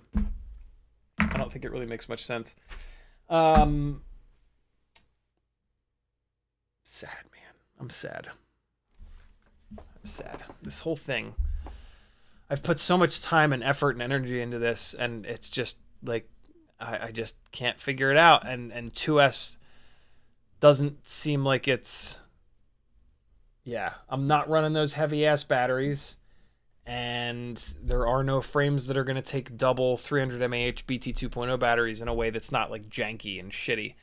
And when you start crashing hard, if your battery mount solution is not like dead locked in, the batteries are going to move all over the place. They're going to eject. You're going to lose the rig. It's no good. Smoking Dog Cujo says, newbie here. How do you determine motor size when deciding on a build? Can you explain what the KV of a motor and how to use it when deciding on a motor? Thank you. That is a massive conversation, Smoking Dog. The easiest answer I can give you to that is to look at bind and flies. If you want to do a 2-inch toothpick build, look at all of the 2-inch toothpick bind and flies that are out there. Look at what motors those guys are using, and then pick a motor that is either slightly bigger or slightly higher kV. Most of the bind and flies don't have great flight performance because they choose motors that are a little bit too small. That way, when they crash, they don't hit as hard. They're not going to be as rough on the ESC. It makes a more durable rig. And if you're building a bind and fly to sell to hundreds, if not thousands of people, it makes a lot of sense to make it more durable than a total rocket ship. So yeah, that's the easiest way to do it. For me, I've just built hundreds of different combinations of rigs over the last 7+ years. So I just kind of know it. And if you come into the chat and say, hey, I'm looking to build a really powerful 2-inch freestyle, non-toothpick build, I'll tell you, here's the motor that I would run personally on a rig like that. But yeah, that's the only way I can answer that question. That's a really tough question. But looking at the bind and flies and then scaling up a little bit is sort of the easy button. And then you said, can you explain what the kV of a motor is? I think is what you meant to say. It's basically the RPM that it'll turn. The higher the kV, the higher of an RPM the motor will turn. If the kV is too high, then so if you've got a tiny little motor and then it's got a really high kV and it's got a really draggy propeller on it, there's a point where the little tiny motor will not have enough power to push the propeller any faster. And so what can happen is, like, you start to raise the throttle and you get to like 80% throttle, and as you keep adding throttle, it doesn't make any more power. It's already given all that it has to give. And so from 80% to 100% throttle, you will send that motor more voltage and you will use more battery, but all it will do is turn that extra battery power into heat. It won't make any actual extra power. So you got to make sure that you don't go too high on the kV, because you can get into a situation like that. You can kind of feel it. Like if you have a rig that, like, 60% power versus 100% power, there's no difference in acceleration. That's a scenario where that's happening. But yeah, usually the problem that we have is that the KVs are too low on motors. So that's pretty rare. More often, there's performance being left on the table because the motor manufacturers are not listening to those of us that actually fly these things hard. CiottiFPV says, what do you think the 1003 22,000 kV would work well on? Got some trying to figure out what to do with them. 2.5-inch props, 2.5-inch bi-blades, I think is what the 1003 22,000s. Maybe the 2-inch bi-blades, but definitely the 2.5-inch lightweight bi-blade propellers, I think, is what the 1003s are destined for. I have to do something with mine. I guess I'll continue to punish myself, and I'll swap them onto this after I fly it on these 1102s. But yeah, I don't know.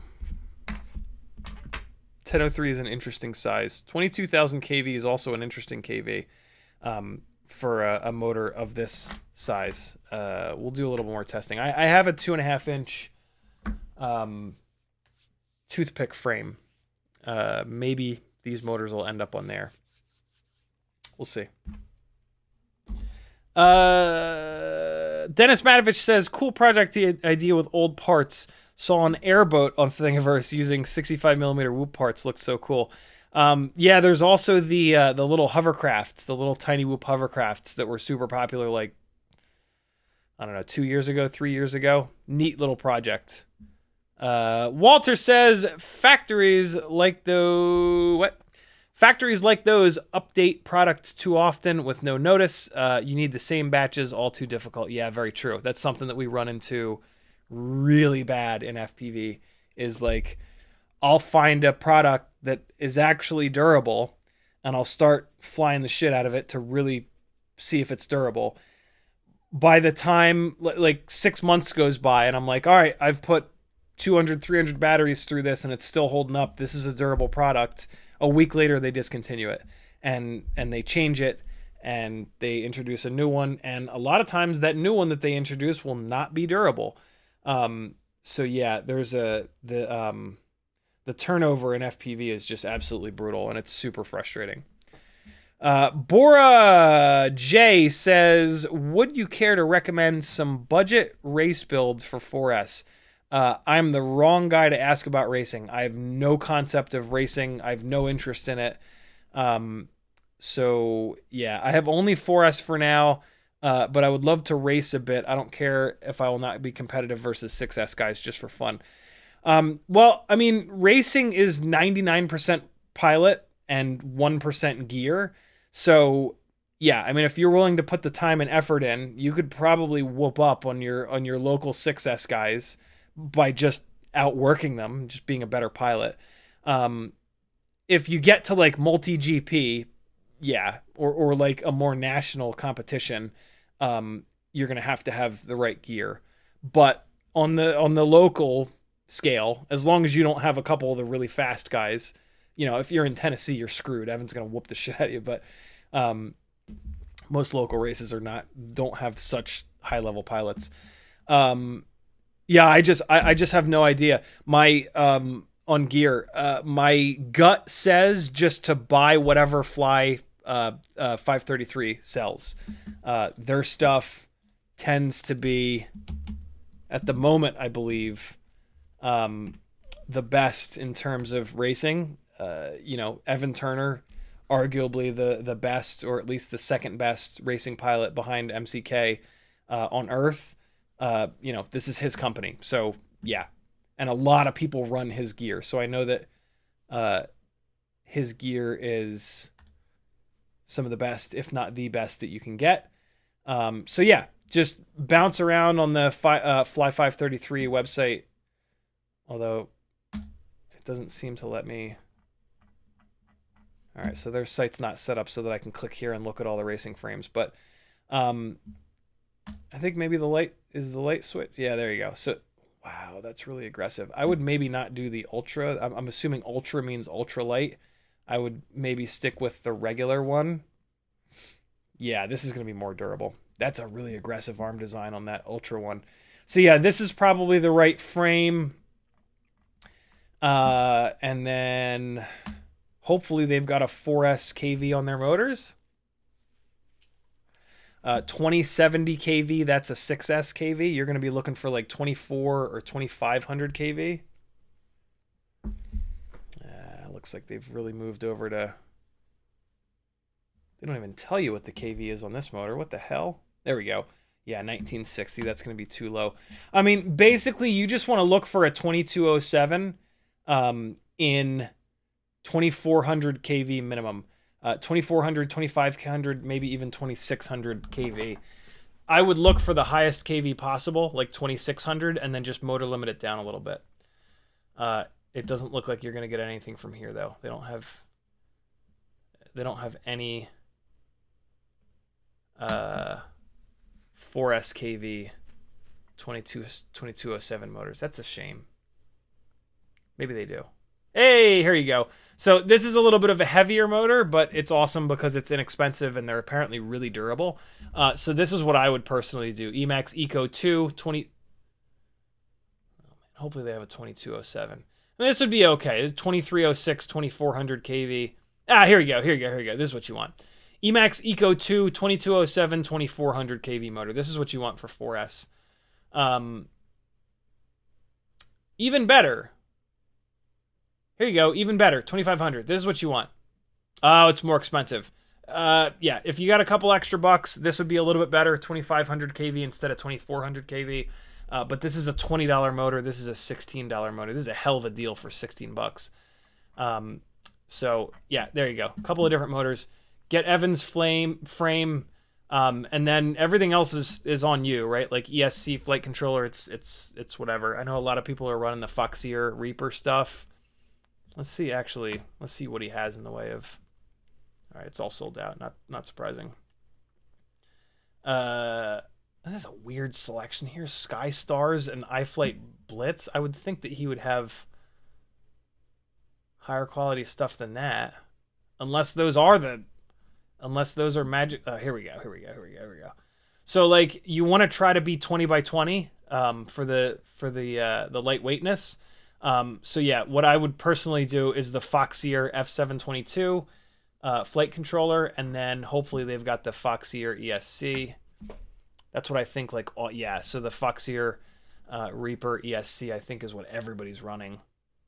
Yeah, it is 20 millimeter, 20 by 20, I should say. So yeah, there you go. Lots of stuff out of stock, unfortunately. But that's FPV. So yeah, there you go. That's gonna be my recommendation for you.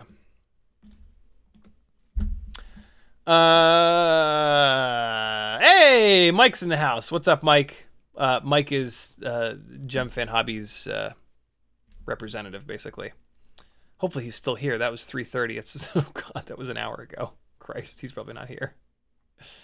I missed him. I'm the worst. Parkour guy says best way to take off and put on C-clips for motors. Do it in a plastic bag. Do it in a clear plastic bag. Yeah, cross your fingers that it doesn't shoot through the plastic bag and fly across the room. BLD, thanks again for the $5 super chat. Walter says, later when you hit adultery, you will grow out of it. What? When you hit that's not how I think of the word adultery, but fair enough. Alexander Lewis Hughes says, I feel you with the allergy shit. Mine got so bad recently I went to a specialist and now I'm on 3 different medications, but can actually function day to day. Yeah, when I was in my 20s, when I was in my mid-20s, I moved into an apartment complex that was like 200 or 300 yards away from a major highway, like the major highway that goes, the 295 that goes through New Jersey, South Jersey. And apparently, if you're within 600 yards, 600 meters of a highway where a lot of diesel tractor trailers rip up and down, the diesel fumes make you like 1,000% more likely to develop allergies. I didn't really have allergies until I moved into this place. Very shortly after moving into this place, my allergies got so bad I couldn't function. Like, I would go to work at 8 a.m. or 9 a.m., whatever the hell it was, and from 8 or 9 until noon, I couldn't take phone calls. I couldn't do anything. I had to I was like holding tissues up to my nose because it was just like pouring into them. It was a fucking nightmare. And I went to the same thing, went to a specialist. I did all these tests. They started giving me, for the next 3 years, every single week, I got a shot in both shoulders of like, that's what allergy specialists do. They make this concoction of all the things that you're most allergic to. And they just give you the tiniest little bit of it in these injections. And it sucked, but it did work. It builds your resistance to it, right? They give you a little bit of it and then a little bit more, a little bit more, a little bit more. It did work eventually.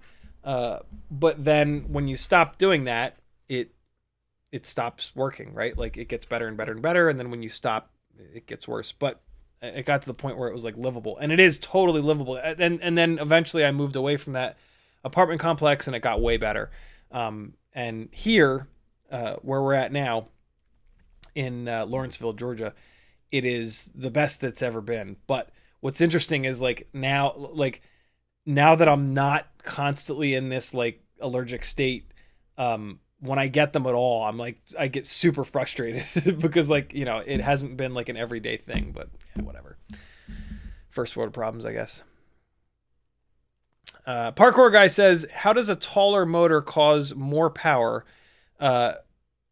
or the little effects adding a millimeter to height versus width does? For example, 2207 and 2306 is a millimeter on the opposite axis. Isn't it the same amount of wire? The height, so the magnets are like this, and then the vertical part of the stator pulls the magnet over. So when you look at the windings around each stator pole, they go like this. And the only part of these windings that does anything is the vertical part. So when you make the stator taller, there's more of a vertical part of the winding, and that's the part of the winding that does all the work. So the vertical part of the winding being taller allows you to also run a taller magnet, and then that creates a lot more power. If you then take the stator and you rotate it like this, so that you're looking at it like that, if you make it bigger like this, that vertical part of the winding moves out a little tiny bit, and that creates a little bit more mechanical torque, right? It's a longer lever, so to speak. So when the motor gets bigger like this, it does add a little bit of power. The problem is the bell becomes heavier and the magnets sit farther out. So centrifugal force wise, the situation gets worse as you make a motor wider. But the wider motor is more in the airflow and it runs cooler. So the magnets run cooler and they potentially work better from running cooler if on the smaller motor they're overheating. If they're not overheating, then you haven't accomplished anything. So there's like all these roads that all intersect, right? How hot are the magnets running? How tall are the stator windings? How much mechanical torque? And so, but what we've learned is that making, and also you got to think of it percentage wise. 2207 or 2306 to 2307, 6 to 7. That's like a 12 point something percent increase. It might even be more than that, right? 22 to 23, that's like a 6%. That's like a 4% increase, right? So a 4% increase is way, way, way less than 12 or 13 or whatever it is. So the extra millimeter of height is a much bigger percentage change than the extra millimeter of width. Plus the extra millimeter of height doesn't make the bell get wider. For the weight of the bell affects the response time. And that's how good the PID loop works. That's just like what the rig feels like when you move the sticks around. So yeah, there's a lot of things that are going on there. Of course, you know, 07 making the bell get taller, the magnets get taller, so the bell does weigh more on 2207, but it weighs more, and you get 13% increase in the power making dimension, which is the vertical dimension. As the motor the other thing that happens, if you're looking at it like this, as the motor gets bigger and bigger and bigger like this, the part of the winding that does no work gets bigger and bigger and bigger. As this increases, you know, we only have 12 or 14 stator poles. So as the motor blows up like this, the stator poles go like that. And this part of the winding that does very little to nothing gets bigger and bigger and bigger. So that's just more and more wasted weight. So yeah, if you want more power from a motor, ideally you want to make it taller. But there's a point where you've made it too tall and it can't stay cool enough, and there's a lot of inefficiency in that. So motor design is wild, man. And like yeah, 5-inch motors have had the most development, and you see the big performers are 2306 and 2207. 2207s outperform the shit out of 2306s in bench tests, but then in the air, 2306s are significantly lighter and they stay cooler. So you still see a lot of people running 2306s, but 2207 is definitely the motor that on paper and in all of the bench tests just demolish. But then once you actually put them on a quad and fly it around, if it's a lighter weight 5-inch rig, 2306s are kind of magic. 2207s just feel awful heavy, and they have tons of power. In my opinion, too much power. So yeah, it's all about, there's yeah, this is the really fascinating side of FPV from like an engineering standpoint, is like there's not a one size fits all solution to kind of anything. Every pilot is different. Every rig is a different weight. Everybody wants their footage to look a little bit different. And if you pay attention to the technical side, which not many people do, but a bunch of us do, you can really custom build a rig to specifically fit your exact needs. That's something that I do in a service that I call Build Planning over on Fiverr, which is a link on CiottiFPV.com. Join my Patreon. That's the best way that you can support me. You can jump on there for $3 a month. It's 10 cents a day. There's an Etsy store where you can buy some fun stuff. There's a Teespring store where you can buy some fun stuff. There's a Fiverr page where you can work one-on-one with me. And I can help you custom build a rig that's perfect for yourself. I can also help you fly better and teach you how to tune. And then there's a whole bunch of affiliate links. At this point, if you're not using an affiliate link on every single internet order, you're hurting those of us on YouTube trying to make content for you. So don't do that. Don't hurt us. Be nice to us. Use affiliate links every time, friends. Replace your bookmarks with affiliate links, then you don't even have to think about it. Great question, parkour guy. With a hell of a lot. I could talk for another half an hour about that question, but I'm way behind on chat, so I'm gonna try to go a little bit faster here. Brandon's Baked Bean says, I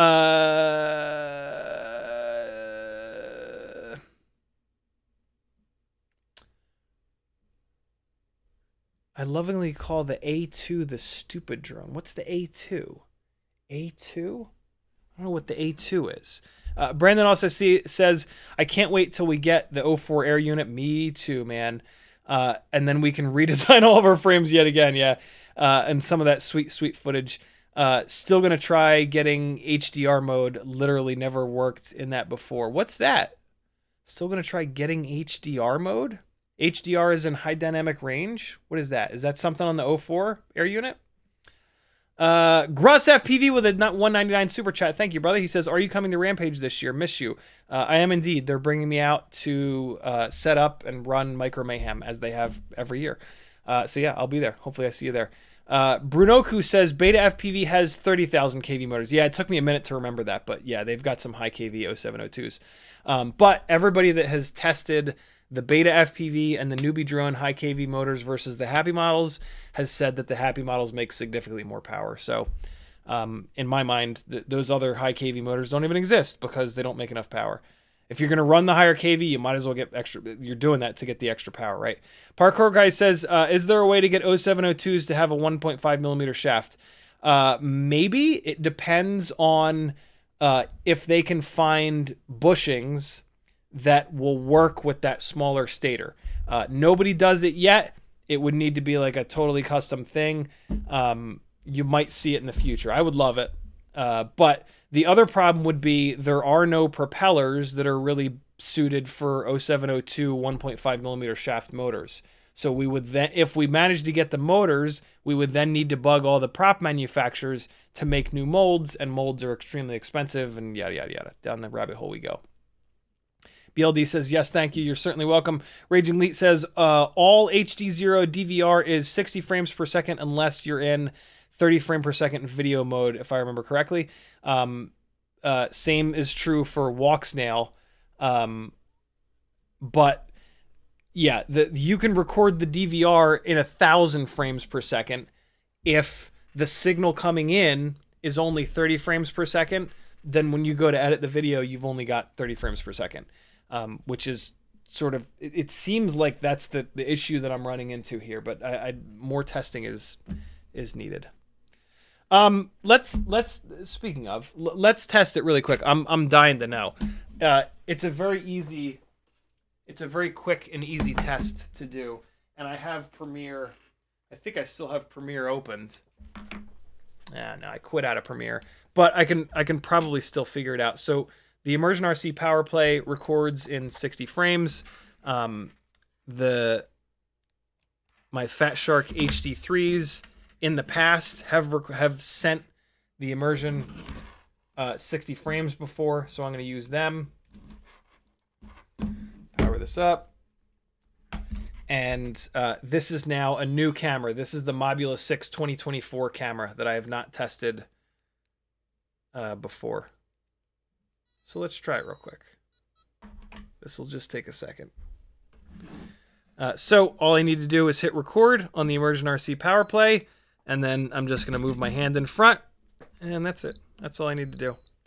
And now I will pull the memory card, turn everything off, and we'll take a quick look at that footage from a second ago. I just pulled that card without ejecting it. Oh, well. All right. Let's see. And here we go. All right, so let's see if so if I go to 50% speed,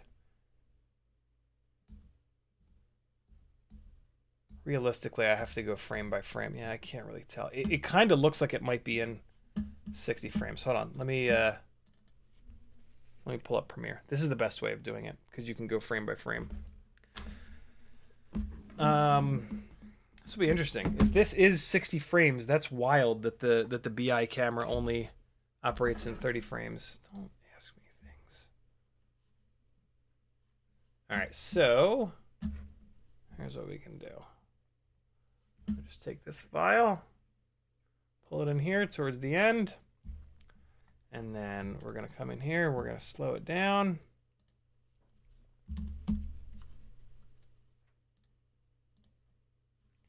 I realized that Media Encoder is launching every single time I pull a clip into the timeline. So that's the new Premiere setup, is every time you pull a clip into the timeline, it launches... nope, 30 frames. See it?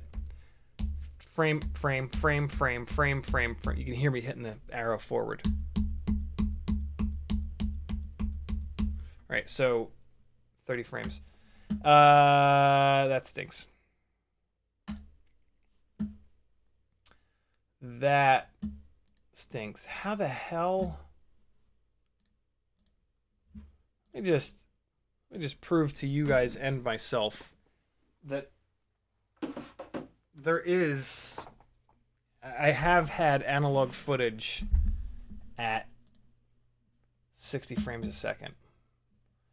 If I come in here and go back to 2023, towards the end of the year, this is all avatar stuff. That's not what I want. There we go. That's all avatar stuff. Where's the... Here we go. All right, so this is footage from the Immersion RC Power Play. So if I drop this in here... You scumbag. Stop it. Speed duration. Don't reopen. 50%. All right, let's see. What the fuck? I need something with motion. Come on, really? Is the whole thing just me sitting on the ground? Maybe it is. What is happening? I'm sitting on the ground this entire file. Oh, there we go. There we go. Hey, there you go. That's 60 frames, my friends. Listen. So, it is possible. I just got to figure out where it's fallen apart. Is it the cameras? Is the Caddx Ant Lite a magical camera that gives me 60 frames per second and the rest of these cameras don't? What the hell? I mean, it looks way different. Jesus.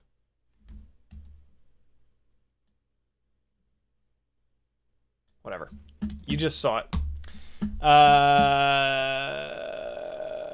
What the hell, man? Get rid of these two, just so that it doesn't freak out on me. No, don't save. Very weird. Very, very, very weird.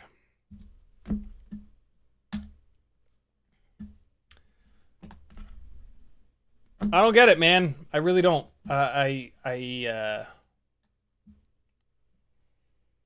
hope it's not these. Actually, I don't care. I don't care if it's the VTX in these Happy Model boards. I will gladly buy another one of these T-Motor AIOs if that's what it takes to get 60 frames a second. It's a little bit heavy, and I don't love that the VTX failed and started outputting really dark video, but whatever. It's an AIO that's currently available, and if it's the 60 frame per second AIO, whatever, at least I've figured it out. I need to figure it out. This is driving me mad. That's one of the things I was really excited about with analog flight footage from chasing the drift cars, is that I thought it would all be 60 frames per second. I was like, man, that's like really cool. That's really, really nice to, what the hell? Why?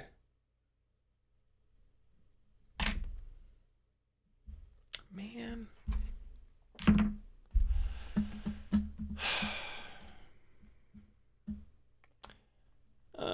Wake and Bake says, I run those RC and Power 22,000 kV 1002 motors on Flywoo Firefly on 2S on the X12, no motor limit. And it screams, yeah, I'll say, it's 44,000 kV is what you're... Jesus Christ, man. That is ridiculous. 661 says, Tiny Whoop has 300 mAh 2S BT 3.0 lipos. Hey! I thought that I'd seen them. How the hell does... Oh, because they're Tiny Whoop branded, aren't they? They're not BetaFPV batteries. Let's see what they weigh. 2S 300 mAh. That looks like just regular old BT 2.0, though. Is there a BT 3.0? Well, wait, no, it can't be BT 2.0 if it's 2S. Well, yes, it can, but that's BT 3.0. What do they weigh, Jesse? Tell me. Tell me. Oh, there we go. Yeah, 15.1. All right, now we're talking. Now we're... Oh, and look, he even shows you how to modify the... that's a typo. It should be Modulus 7 V4 frame. Interesting. These are the parts of the frame that break anyway. Very cool. All right. So we've got the lightweight battery. We've got frames that it'll fit in.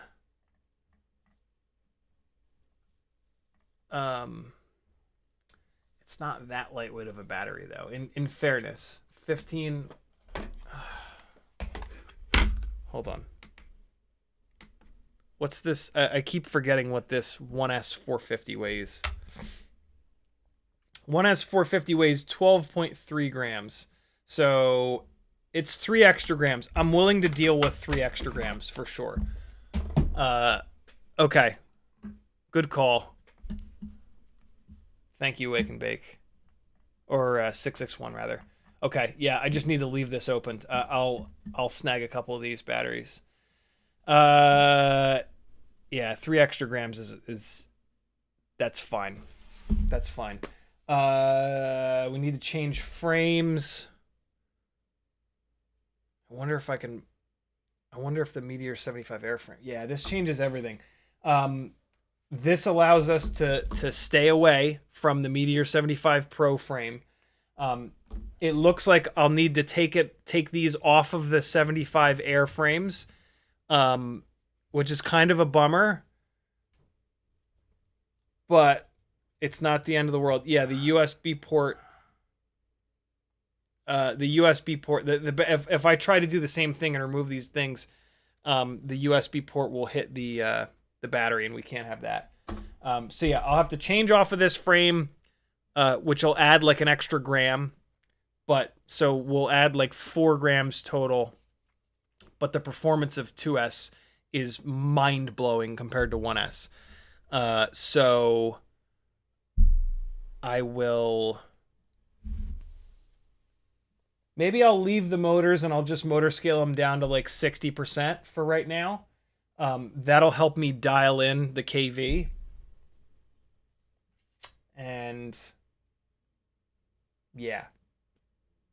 Yeah, because 1S just ain't cutting it. There's just not, there are not motors that are high KV enough for a 1S Walksnail 75mm freestyle non-Cinewhoop flying build. VPro says, and you'll have to tape 2 new batteries together to keep them at the same condition, right? Not really. No, I've run the double battery setup on the tiny lifters for hundreds of batteries, and it's, yeah, I mean, if you over it's fine. We over discharge these batteries at random, running them in the 65mm whoop, so it's whatever. Parkour guy says, seems like BT 3.0 is so nice, but just not far enough along to be worth the swap. If now that I see that there's some 300s available,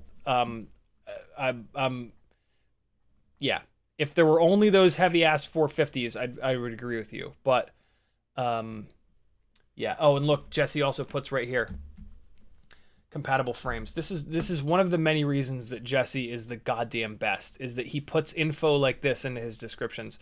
75X V2, Beta 75X, Mobula 7 V4 with a minor mod, even the Meteor 85 frame. Damn, very cool. If you're going to go up to the Meteor 85 frame, you should probably stay with the 2S 450s though. He doesn't mention Mobula 7 V3, but I have both of those. I just had both of those frames. Here they are. I can kind of eyeball it and tell you guys if I think it will work. I don't even need to eyeball it. I can just hold them up like this. So that's going to remove that part. Nah, I think the V3 frame is actually going to be too tall. The battery bay is going to be too tall. The battery is going to wobble around in there. So I guess I'm going to be modifying the this frame for it. I hope it doesn't. I hope I don't run into issues with it hitting the USB port though.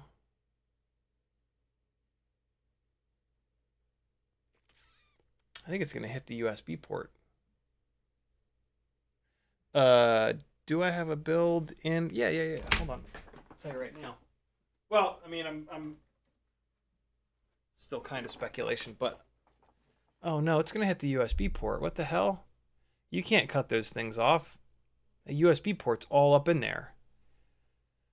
Well, I'm going to buy the batteries and I'll see if I can figure out what frame to get it in.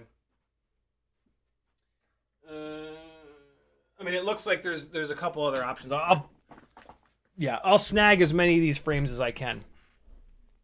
Beta 75X V2, Beta 75X. Those are the ones that it looks like I'll be buying. Does he have them? Beta 75X V2. He sell those frames? Hey. And then Beta 75X. Does he sell that one as well? There's the V2 again. Hey! Cool. All right. So we'll have a couple different frames to try it out on. I guess I might as well snag one of the 450s as well. But I'll get 2 of the 300s. Cool.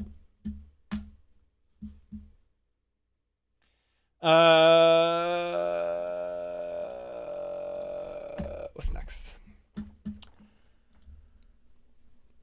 661, thanks again, brother. Veep, we got that. Trippy says, currently building my first micro and I got no clue why it's not lifting. I can feel the wind being pushed down when arming, but it's not flying. I'm sure the direction and props are on right. I think that you think you're sure that the direction and the props are on right, but if it's not taken off, they can't be. Unless it doesn't make enough power to lift itself, but that is very rare. It's actually really hard work to put together a quad that doesn't have enough thrust to at least get it off the ground a little bit. So yeah, 99% of it, this is not me insulting your intelligence, Trippy, at all. This happens every single day, all day long, is that people say, I'm sure that the direction and the props are on right. And then when you triple check, it's not. It's kind of the only way. Most of these rigs have a power to weight ratio of like 6-to-1 all the way up to 10-to-1. So to build something that has less than a 1-to-1 power to weight ratio is really, really hard, almost impossible. So yeah, 99.9% of builds, 99.999999999% of builds make enough power to at least get off the ground a little bit. So yeah, and really, like, as long as it's not oscillating or doing, even if it's oscillating, it's going to take off on its own. Yeah, there's a motor spinning the wrong direction, or there's a propeller that's on wrong. It has to be. Blind Pyro says, maybe we need 30,000 kV 1002s. I would kill a kitten for that. County FPV says, my Cetus has the dual 1S BT 2.0 connectors with 450 and 1103, 11,000 kV, and it's got plenty of juice, but it's an 85mm rig. Yeah, 2S, we don't have to run as high of a kV on 2S because 2S is so much more efficient. That's why, like, those of you that are doing 2S 22,000 kV, I'm like, yo, y'all motherfuckers crazy. Parkour Guy says, how would you best explain anti-gravity in Betaflight, and how do I find what to set it to? 9 times out of 10, you want to leave it alone. The default anti-gravity setting is usually perfect. The little question mark to the right of it has a really good explanation of what anti-gravity does. Basically, it boosts the P and I gains depending on what version of Betaflight you're in. Early days, anti-gravity only boosted the I gains. As of 4.3, maybe 4.4, it started to boost the P gain and the I gain. Whenever you move the throttle stick quickly, so up or down, it boosts the P and I gains to prevent from the little bobble that you can sometimes get from the motors spinning up or slowing down at slightly different rates, and or there's some aerodynamic weirdness that happens when you've got the rig that's accelerating through the air and all 4 motors are cranking really hard, and then all of a sudden the motors just stop. And they're like, namely, if your center of gravity is not quite right. If your center of gravity is a little bit too far forward or rearward, that side of the quad can, like, kind of want to put, when you chop the throttle, that side of the rig will have a little bit more momentum and it can do a little bobble. We call them throttle chop bobbles or throbbles. And anti-gravity just completely gets rid of them. Anti-gravity is one of the things that Betaflight has that none of the other firmwares have. That's a really big deal. There's a bunch of other things that are the same kind of thing, but yeah, anti-gravity is amazing. Back before anti-gravity, we troubleshot that ugly bobble by doing something every single time we chop the throttle. So most OG pilots, you'll notice, they never just go full throttle and then chop the throttle. They always go full throttle, and then as they're chopping the throttle, you'll pitch forward, you'll pitch back, you'll roll right, you'll roll left. You don't usually yaw, but yeah, that's a cover up because it looks terrible. Like you jump off the throttle and the whole thing just blah, blah. It just looks super unprofessional. But with anti-gravity now, you don't need to do that stuff. Most of us still do. Pequeño Frijole says, what do you think of StanFPV 2203 or 2604 motors? What are they good for? 2203 is not that crazy. 3, 6, 9, 12. Jesus, that is pretty nuts. So that's a 7-to-1 ratio of width to height. 2604.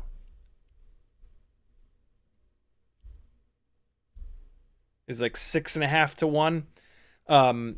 Those motors are good for staying cool. The wider the motor, the wider that ratio of width to height is, the cooler that motor is going to run at all times.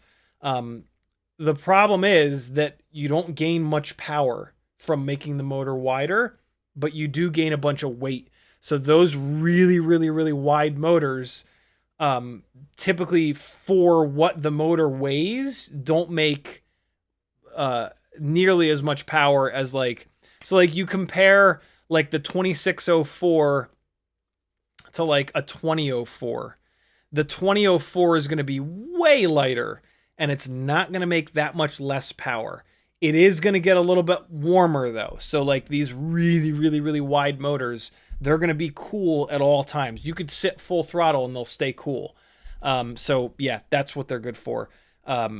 Unfortunately though, like it's not, most people don't need motors to run that cool. They've gone like too far. 5-to-1 is the stopping point for most folks. You really don't need to go to 6-to-1 or 7-to-1 unless you've got some weird scenario where you're like blasting the throttle all the time, and just sitting at like really high throttle values. That's what those motors would do better than others. Frilo just says, my 26 gram all up weight, Ultimate Tiny Whoop, I think that's UTW, with 36,000 kV got flown outside in the wind, and it did all right for a 65 millimeter. Yeah, the 65s, I mean, they do get pushed, but when you've got 36,000 kV, you can point it into the wind and just beat the hell out of the wind. What gets me though is that when you're trying to hit like a power loop under a thing that is getting crosswind, it just blows you all over the damn place. You can't always just nose it into the wind or tail it into the wind, right? Like if you're trying to fly a jungle gym, it's annoying. It can get annoying. Freelojo putting the Patreon link into the chat. Thank you, dude. Gruss FPV says, can I send you a set of the Hype Train Dime 1002 24,000s to play with? T-Motor makes them, and I'm liking them more than the RC and Powers for 75mm freestyle. If you send them to me with motor connectors on them, I'll try them. If I have to direct solder them, I won't, because I already bought a set. And assuming that they would have motor connectors, and I sold them when they didn't. I'm not. Here's the other thing. 24,000 kV is not high enough for me to put all that work in, and then for me to tell all you guys, here you go, here's the best option, but it's a complete nightmare. The BetaFPV 1102, yeah, but then you're just going to break them. What I was going to say is that the BetaFPV 1102 22,000s, they make a good chunk of extra power versus the 1002 22,000s. That same chunk of extra power is probably what you'll get from the Hype Train Dimes. But yeah, I do not. I'm never going to recommend Tiny Whoop motors that force you to direct solder them. It's just stupid. And yeah, but if they're made by T-Motor, maybe the motor shafts are stronger. But like even on these things, the BetaFPV 1102s are still not enough. Like, so that 1002 24,000 is not enough. I would need 26,000 or 28,000 to really wake the 1002s up enough for these Walksnail freestyle builds. So yeah, if you're willing to send them with connectors, I will plug them in and screw them down and fly them on a live stream and crash them a little bit outside of the jungle gym and then send them back or whatever. But it's not a motor that I'm going to recommend. Like, I'll do it basically for you, Gruss. But it's, I'm just never going to recommend a Tiny Whoop motor that you have to direct solder. It's just stupid. It's too difficult of a soldering job for most people to do. And you're not going to want to crash the rig because it's a pain in the ass to direct solder the motors up. I'm just so against that. Alexander Lewis Hughes says, how did those frames hold up? I broke Black One's second battery today on analog. What frames? How did what frames hold up? Trippy says, I'm getting a weird buzzing sound coming from your quad after plugging a battery in. Coming from my quad after plugging a battery in. I need a lot. I have no idea. I need a lot more to go on to troubleshoot that. Happened after messing with idle speed and ESC configurator. I have no clue, brother. Sorry. Put it back. Undo whatever you did and see if that fixes it. That's the first troubleshooting step that you need to go through.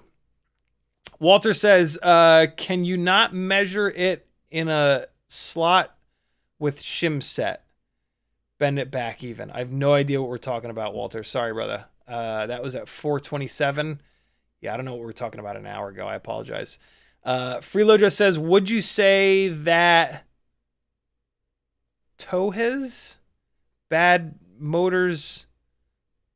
Oh, would you say that those bad motors felt like a bag of smashed assholes? Indeed. They did indeed. Walter says, yeah, you're sad. Wish you better. I hope it's only about drones. Was I talking about being sad at 4:35? Chuntari, thanks for the subscription, brother. Walter also says, it's like weed home growers. They get allergic for hay fever. Oh, we were talking about allergies. Okay. Got it. Country FPV says, Oscar Liang's site, I believe, has a chart for motor and props. That's pretty cool. I've never seen that on there. I would love to see that. Put a link to that in our Discord if you don't mind. Walter says, adultery is not what I mean. No, I learned something of you, the mistakes I made in history. YouTube just did the thing. God damn you. Trippy says, CiottiFPV or anyone, reason why my VTX could be buzzing when I plug a battery in, but not the USB. Trippy, you need to tell us, like, in order for us to troubleshoot stuff with these infinitely confusing little drones through the internet, you need to give us a lot more than just like one quick sentence. You need to tell us like all of the parts, all of the pieces, where are you at in the build process? When did the behavior start? What have you done to change it? Like, you need to write a paragraph if any of us are going to have any chance at troubleshooting, especially with, like, this is a weird thing. So, like, you need to over-explain and give us tons and tons and tons of info and, like, the history of it and all that if we're going to have any chance to figure that out. Sorry, brother. Troubleshooting these things through the internet is infinitely difficult, even if it's an easy problem. What you're describing is a super difficult, very weird issue. Trippy says, just checked, and I believe it's my motor buzzing. It was also not spinning when turning it up on Betaflight.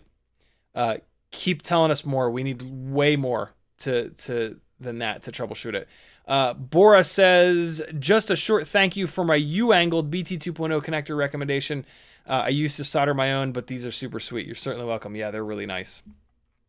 Really, really, really nice. Hockey Round says, are you getting 60 frames per second with the HDZero goggles DVR? No, I've never gotten 60. Well, the file that it's saving is 60 frames per second, but then the video with same thing as the power play that we tested just now. But then when you go and you look at the actual footage, there are only 30 frames of footage. Every other frame is a duplicate frame, exactly like what we just saw. So yeah, it's either the VTX or the camera. I have never run this AIO with the Caddx Ant camera through the HDZero goggles. So for all I know, with this combination, the HDZero goggles will give me 60 actual frames. I just don't know that quite yet. The setup that I had when I collected that 60 frame per second video was the Fat Shark goggles. So I'm testing with the power play. So I'm testing that first. Because I know that those goggles and that Immersion RC power play will do it. I just need to find a camera and potentially AIO that will also do it. So yeah, the search continues, unfortunately. Crom says the BetaFPV 1S 12-volt AIO V3, which actually does 2S, doesn't have a USB port. Just a tiny JST plug for USB, so it might... Oh, okay. Interesting. I'm going to sneeze. Or yawn. Either or. That's fine. BetaFPV. Is this it? Let's see. Onboard ELRS. That's great. Look at that. No USB port. So I guess they're using this guy, and then they give you a little dongly dongle. Huh. It says 1S. That freaks me out. There you go. 1S or 2S. I would really rather find something that's like 2S to 3S or 1S to 3S. But it does have 12 amp FETs. The problem is the FETs aren't what explode. The regulators and just like the rest of the AIO explodes a lot of times when they're 1S to 2S and you run them on 2S. But man, this thing not having a USB port is really cool. Does Tiny Whoop sell it?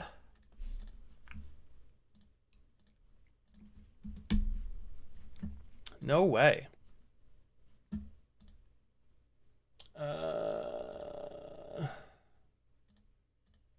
Well, they're all in stock, it looks like. HD only, no OSD chip. That's fine. All right, well, the tinywhoop.com shopping cart just continues to get bigger. Dude, great suggestion. Very, very cool. Oh, fucking A. Well, it looks like it's it looks like the motor plugs, you can solder the motor plugs to it, which is cool. I think I have one extra set of them. Hi, buddy. What was that? You made that noise and then you put your little head down. You okay? Did you hurt yourself? Come here. Come here. Want to read chat comments with me, buddy? We're getting caught up. No, don't eat the Tiny Whoop. Don't eat anything. You stink, dude. Oh, you smell like outside, which is disgusting. You smell like a dog that's been outside, which is disgusting. The outside smells okay. Oh, stop it. Stop.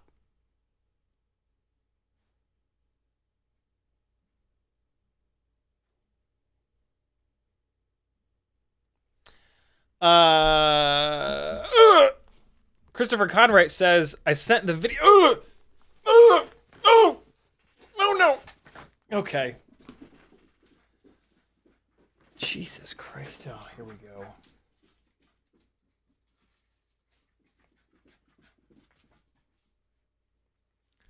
Can you guys hear him trotting around the room? Christopher Conwright says, I sent the video on how to attach remote ID without bolts. I said this early, forgot at you to make it stand out. Sorry. I think Chris sent me an email maybe talking about I believe it's a 3D printed remote ID holder that I think it slides onto the battery strap so that you can move it between rigs. Chris, where's that video so that people can check it out?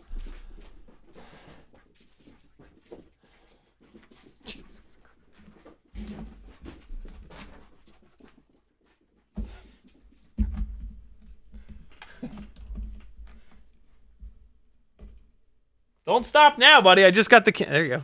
Oh, nope, he's gone. He just ran up the stairs. I'm not personally interested in remote ID. It can go to hell as far as I'm concerned. Maybe eventually I will be. But yeah, for the moment, I'm not playing remote ID ball. They can go to hell. But for anybody that is, Chris, post it on the Discord. CiottiFPV.com has a link to the Discord. jump in there and post it in general nonsense, and then people can check it out. He's back. He brought another toy, just in case the toy was the problem.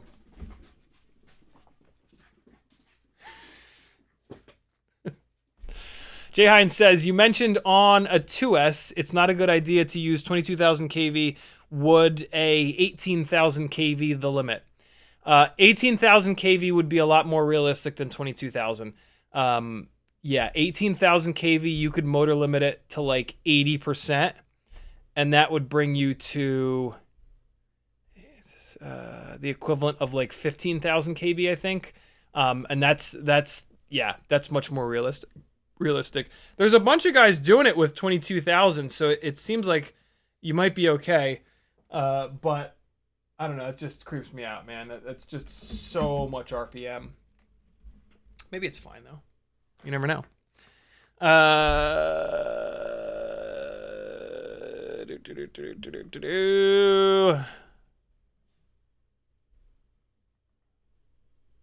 are we at here? Parkour Guy says, would you consider using Uncrashed for Fiverr? Unfortunately not. I am a Mac guy. It feels a lot better than Velocidrone, so I can have more of a real feel for how I do these tricks for you to critique. I've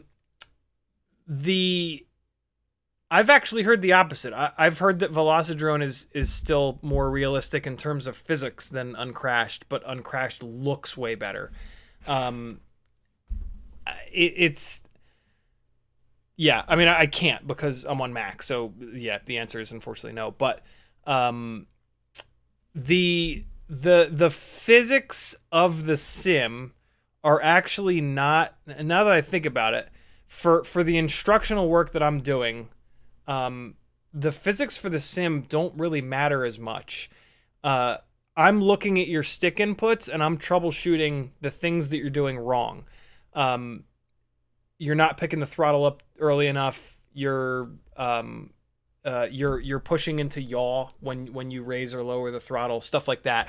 And the physics really have nothing to do with that. So yeah, from like an instructional standpoint, better or worse physics actually technically don't really matter. I'd never really thought about that. I've always suggested Velocidrone over Liftoff because the physics are better.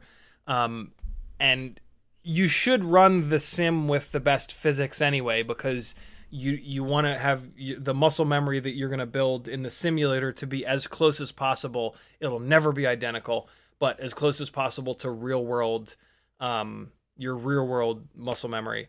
So yeah, it does make sense to use a sim that's as close as possible, but for instructional purposes, I really don't think it actually matters, because yeah, I'm correcting what you're doing wrong on the sticks.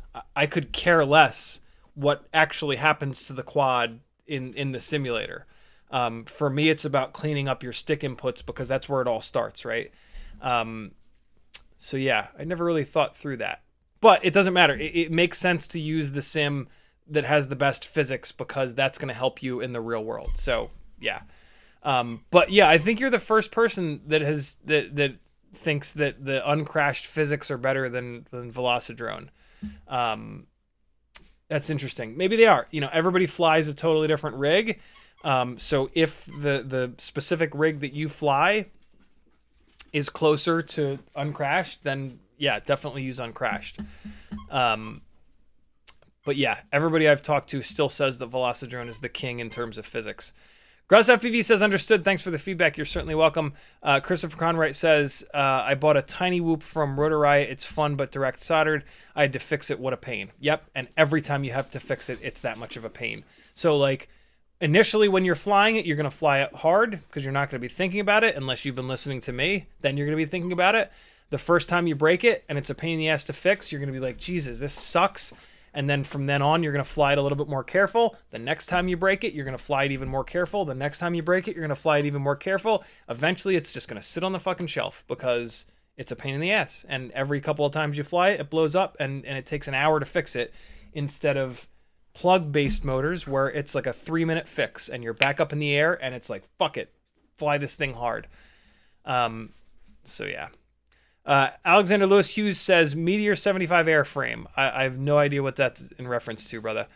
Sorry. Country FPV. Is it county? It's county FPV. Sorry. He says sent link to live chat on Discord. What is it a link to, county? Yamasor says that BetaFPV 1 to 2S AIO board comes with the plugs. Awesome. To solder on in the box too. Love it. Crom says regarding, he's back. He's got yet another toy. He's got my favorite toy this time. Keep running around, buddy. Run that toy around. Come on, the people want to see. Let's go. Run. Oh, no. He doesn't have it. Here, I'll throw it over for him to play with. It's as big as him. Look at him struggle with this toy. I love it. Shake it, buddy. Shake that toy. Do the... Oh. I don't want you. Go away. Go away. I don't love you. That's a lie. I love you very much, buddy. Play with that toy over there. Go ahead. There you go. Good boy. Crom says regarding the BetaFPV AIO board. Okay, yeah, we got that. It also runs 8K PID loop for what it's worth on the AT32 version. What's the AT32 version? Walter says, get a camera on Teddy's head. It would just bounce around. Parkour Guy says, would you rather become a Facebook ambassador or a remoteID ambassador? remoteID ambassador. Facebook can burn in hell. County FPV says, I sent table to General 2 so everyone can see it. What? Okay. Oh, the link to Oscar Liang. Very cool. Very cool. Let me take a look. Let's see how good of a job Oscar did with this. Okay, so there's immediately a problem.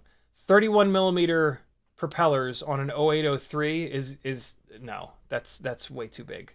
But that's not a egregious error. He's got 603, 702, and 802. Those are the ones for sure. And I like that he called out 31mm triblade. That's great. Well, now we've got some problems. He does not have in the 31mm biblade section. He does not have 702s called out, and that's a big problem. This should be 603, 702. I think this shouldn't even have 802, but oh yeah, this is a mess. This is a mess. Is this old? No, this is from January of this year. Yeah, I don't know. The mess is a bit much, but he's leaving a lot of stuff out. He's also got 2S called out for 31mm props. No, you don't want to do that. Not to mention that there's no frames that you can actually do this with. So, yeah, not great in here, but hopefully it gets better. Let's see. 40mm, 1.6. 3S, yeah, you're not going to really do it on 3S. The battery weight is going to be so ridiculous. But let's just ignore that. Triblade. Okay, this is pretty good. 802, 1002, 1102. Good. He's got the KV, not quite high enough here, but, you know, that's okay. Let's get up a little bit bigger. 2.5 inch, 2S, 1104. Oh, well, no. This is, well, here we're good. We're at 1304 and 1404 on 4S. That's great, but I mean, they should also be on 3S. Maybe what he's saying is that there are no motors that are a high enough KV. But I think there actually are. For the record, this is really difficult to do. Making a chart like this is almost impossible. because like there's tiny whoops, there's toothpicks, there's school bus style, like fully camera protected, caged in freestyle rigs, and then there's rigs that are carrying HD cameras. So to do a chart like this properly, it becomes absolutely massive, because you get, for every single propeller size and every single, for each propeller size, you've again got 2 or 3 different voltages. And then in each one of those, you've got ultra lightweight, regular lightweight, freestyle, carrying an HD camera. So for each propeller size, it branches 3 times, and then it branches 4 times. So that's 4, 8, 12. That's like minimum 24 different combinations per propeller size. And then you've got biblades, triblades, and quad blades. So 24 goes to minimum 48. So for 1.6 inch, you've got minimum 28, 48 different line. You know what I mean? This is impossible to do, which is why I've never done it. He's actually done a half decent job, but it's just this is just impossible. This is impossible to do. But this will probably get you somewhere in the ballpark. Freestyle 4S. Yeah, see, no, this is not going well. Well, no, this is 4 inch. Okay, no, I thought this was 3 inch. 3 inch tri-blade, let's see. Oh God, no. No, that will not have enough kV. That will not have enough RPM. 5,000 kV on 2S on 3 inch. No, that ain't gonna work. No.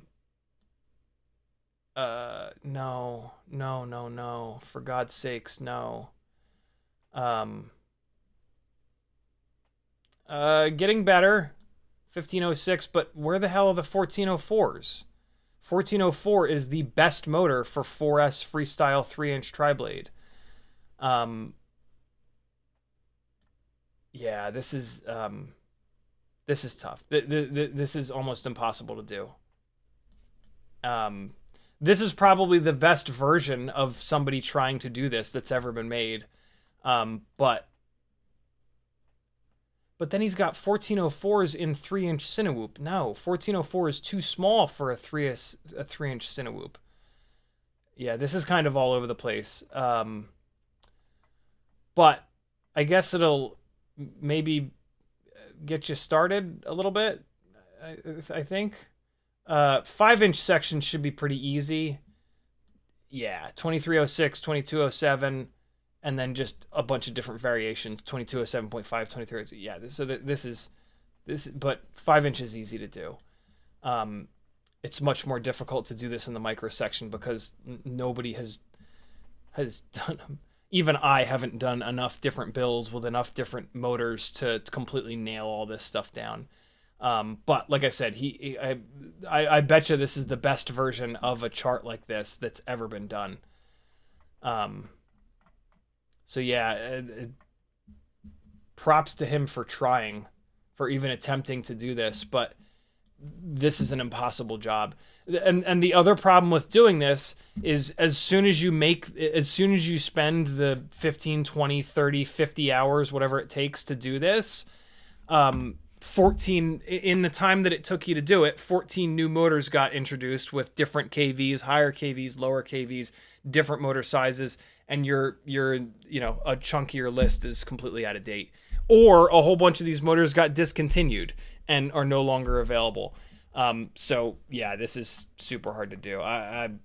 So many people have asked me to do this, and I've always said no because it's just yeah. If you put all the time in, it's immediately out of date, and it's just so difficult to do. But that's cool that he tried. And that's gonna get you pointed in the right direction for sure. But there are some glaring sort of problems that I found in 4 seconds of looking through that thing. So but again, that's just an impossible job to do that.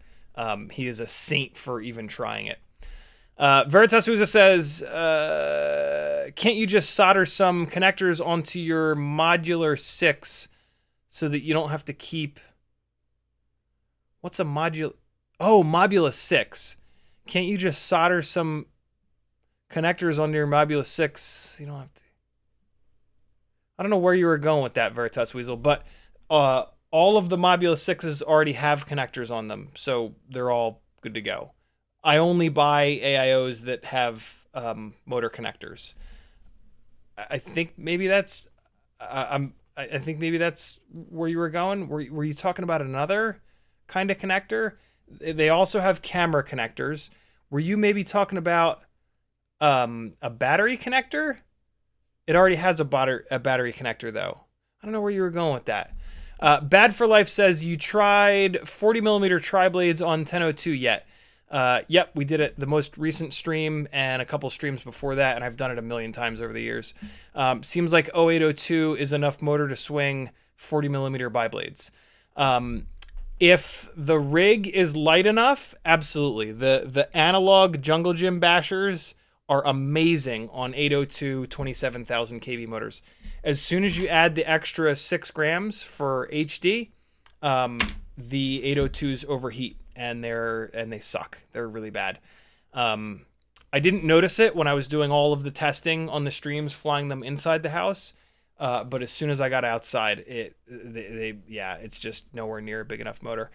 Christopher Conwright says, my dad works for FAA. He would kick the shit out of me if I didn't have it. Oh, nice. That's a good reason to have it. Poor Crow Guy says, how about the 40,000 kV? 40,000 kV motors on the 75mm Walksnail build. So the 40,000 kV motors are 0702s. And 0702 is way, way, way too small for any 75mm Walksnail build, especially the 75mm Walksnail build. Those motors would probably overheat at a hover. So yeah, it's not, again, we talked about this earlier. You always have to remember with motors that it's never just about one thing. Motors have to have the right stator size, the right KV, it's not just that even. You have to have a motor stator that is big enough to have enough grunt to turn the propeller. It also has to be wide enough to stay cool. Then you have to have a high enough KV to turn whichever propeller you're going to pick fast enough.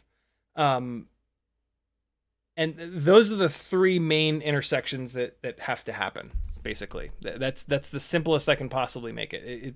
That's like a half an hour conversation, but yeah. BLD0550 says, you mentioned the 1404 with 3-inch tri-blades on 4S. I was thinking about using the RC and Power Smokes plus 1404 2750 with Gemfan Hurricane 3023 blades on 4S. 2050 kV is a 6S kV only. So if you're on 6S, which I don't, well, you're not, you're on 4S. For 4S, you need to be absolute bare minimum 4,000 kV. What you really want is 45 or 4,600 kV for 3-inch tri-blades. So yeah, those motors won't work. But luckily, if you're going to go 1404, there is one 1404 motor that demolishes the rest, which is the T-Motor 4,600 kV. There's no reason to run any other 1404 motor. In all of the motor testing that I've seen from multiple people, that T-Motor just shits on everything. I don't think I've ever seen those RC and Power Smokes tested, but again, that KV is way too low for 4S. Anyway, so it doesn't really matter. Parkour Guy says, 2024 Mobula 6 had direct soldered motors. Can you install aftermarket connectors on it? You cannot. They spaced the motor pads out too far, and you cannot use the motor connectors, so you're stuck direct soldering motors. Luckily, HappyModel has told me that they will have, well, it's on the HDZero version. Well, that doesn't have a VTX built in though, so never mind. HappyModel has told me that they will make an analog 2024 Mobula 6 AIO with connectors on it. It's not available yet. I don't know when it will be available, but it'll be available at some point. Crom says, you asked what AT32 was for the Betaflight AIO. They made the AIO with 2 different chips, the normal F405 in the new. Okay. So it's a processor chip. Got it. Betaflight 4.5 can flash them, and they're great. Very cool. That's right. Yeah, AT32 is the cheaper processor chip. Christopher Conwright says, I got this with a quad VTX Gep RC Rad 1 watt. Jesus Christ. Cadix Red Tail 2. Should I sell it or leave it in a drawer? It's brand new. Well, 1 watt. I believe 1 watt VTXs are completely not allowed. Maybe 1 watt is the limit. I forget what it is, but look it up. If that 1 watt VTX is full blown illegal and your dad works for the FAA, I would get rid of it. Should I sell it off? Leave it in a drawer. It's brand new. I don't have goggles for it. Yeah, it sounds like that. So I guess you don't have analog goggles. I mean, it depends. If you think you might go analog down the road, maybe hang on to it. If you don't think you're ever going to go analog, just move it along. You can always rebuy it. Christopher Conrad also says, could you add a wire with female end to the motherboard if the spacing is too far?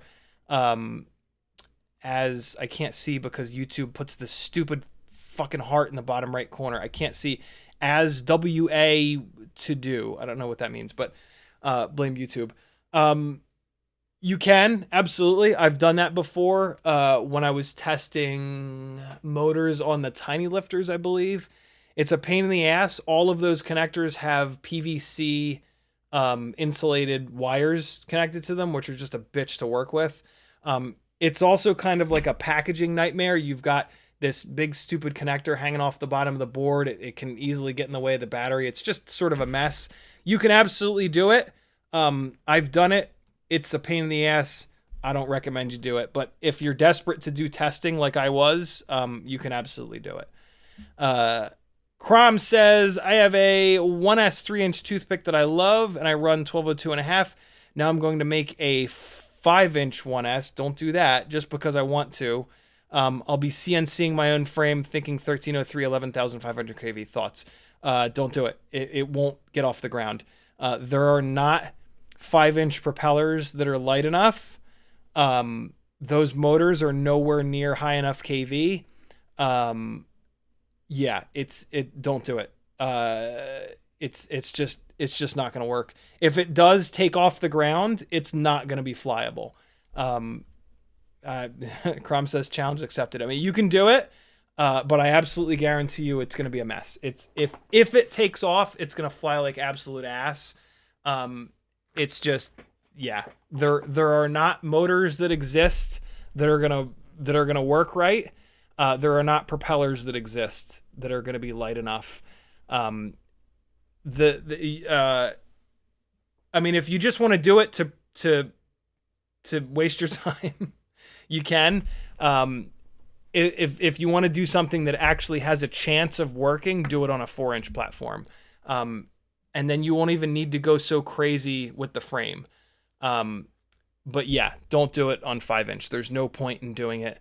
You're just going to waste a whole bunch of time. Do it. If you really want to go nutso with something like this, 4-inch, there's a remote chance that 4-inch might work. It probably still isn't. 1S is just not big enough. 1S is absolutely maxed out on 3-inch toothpicks. There's no reason to push it any farther. And a 1S 3-inch toothpick is incredibly efficient and incredibly quiet. And it's absolutely maxed out. To go beyond that, you're going to sacrifice like everything. So yeah, don't do it. Parkour guy says, might have missed this, but is there a single 1.5 millimeter shaft 0702 motor? There is not. Does not exist. Probably will never exist. Maybe will exist. I've kicked around the idea. If it happens, it'll be driven by me. But I doubt it. Yeah. That'll get talked about in the future. I can't talk about it yet. Oh, look, there it is. They give you, oh, cool. They give you both 90-degree and straight connectors with this board that I'm going to probably lose my mind and try out on for a 2S Walksnail whoop. Oh, this is going to be a nightmare. And just like that, I'm caught. Nope, I'm not caught up. BLDO550 says, I appreciate the help. PyroDrone has T-Motor 4600 kV. I'll go with those. Yep. That is the most popular 1404, so you should be able to get those from everywhere if PyroDrone only has 3 in stock or something like that. We're going to fly a couple of batteries, and then we're going to wrap it up. I think I talked enough about how disappointed I am with these Walksnail 75mm rigs. Let's fly a few batteries, and then we'll all go about our Sundays. I can't believe it's 6 o'clock already. Tedward, where have you gone? Let's fly the rocket ship 36,000 kV Ultimate Freestyle Tiny Whoop. I think that's the last one I flew the other day. I got a couple of gates set up upstairs. Actually, I'm going to run the HDZero goggles because they will DVR for me and look decent. And there's a chance that I'll do some good flying because I'm going to fly a bunch of batteries on the same rig for a change. And maybe I'll get dialed in and I can have some fun freestyle 65mm flight footage that I do an actual edit with. Probably not, but you never know. First up, though, I'm going to fly this second RC drift car chasing analog rig that I switched the camera over to the Mobula 6 2024 FXT camera to see if I put the camera in there right side up or possibly upside down.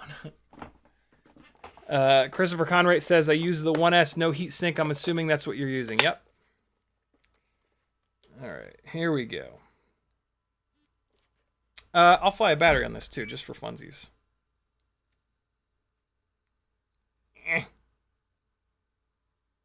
All right, here we go. Here we go. What? Why is it not? Why is the VTX? Oh, right. It's low power until first arm. I don't know if this is the right module. Probably not. Nope, not the right module. All right, hold on.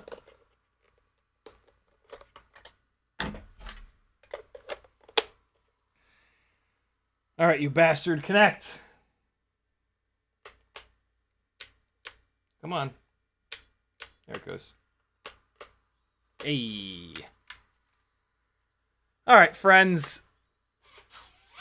Oh boy, what's happening here? I was flying really weird for a second there. Now it's fine. Okay. So this is one of the... this is the 0702 analog chasing rig. I forgot. I put the 0603 motors on the other one. So this one is like a full gram lighter. Feels way different. Man, it is weird flying 0 up tilt. So that's... Oh, you know, the camera is also sideways. Right? So, like... If your rig is ever flying really weird, right, pick an object that you know is horizontal, put it horizontal, and if the rig slides to the side like that, your camera is twisted. So let's fix that. That is one of the... Oh yeah, it's way twisted. That is one of the things that we're trying to figure out with the Batwing mount, is how to keep the cameras from twisting in there. And we don't have a great solution yet because we're trying to design it somewhat universal for a bunch of different cameras, but we're working on it. We're starting to figure it out. Okay. There we go. That is now level. Nope, it's not level enough. Look at the ground.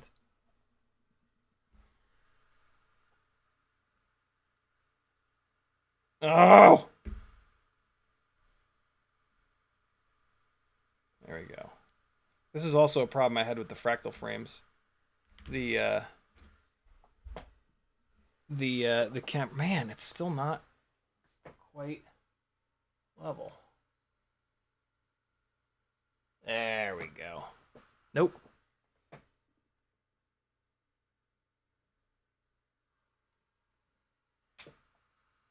Well, I mean, maybe that's close enough.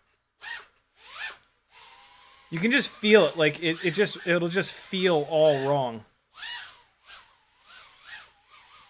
But yeah, the easiest thing to do is just to find something horizontal. Put it horizontal. Yeah, see, we're still off a little bit. See how it's sliding sideways? So in order for me to hover it, this is the main beam of the house, right? So now it's hovering pretty much dead level. And that's not quite level. It's pretty close. Close enough. I gotta scratch my nose. Yeah, it is weird flying zero up tilt.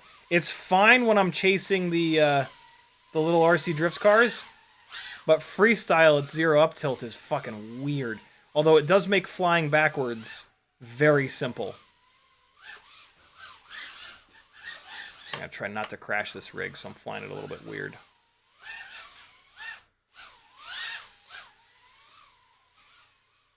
I don't even know what motors these are. I'm thinking that these are 702 30,000s.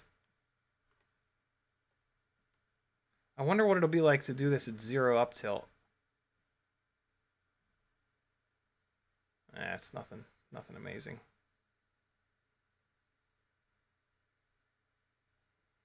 God, it is so much harder to do right-handed orbits, but I need to get better at them, so. All right, so the mistake I'm making right now is I'm not putting the subject on the right, far enough right in the frame. You want it to be like 3/4 of the way to the right in the frame. There we go. That was I had like a good split second there. Whoa, okay. Almost got eaten by the fan. This is like the one rig that I don't want to fuck up and put in the fan and destroy, because I don't want it to have jello. It's a cinematic chasing rig, so. Oh, great. Oh, fuck, the camera's now sideways. Oh, my God. Oh, God, it's so hard to fly. All right, so this is now level. All right, so I just need to leave it. Oh, man.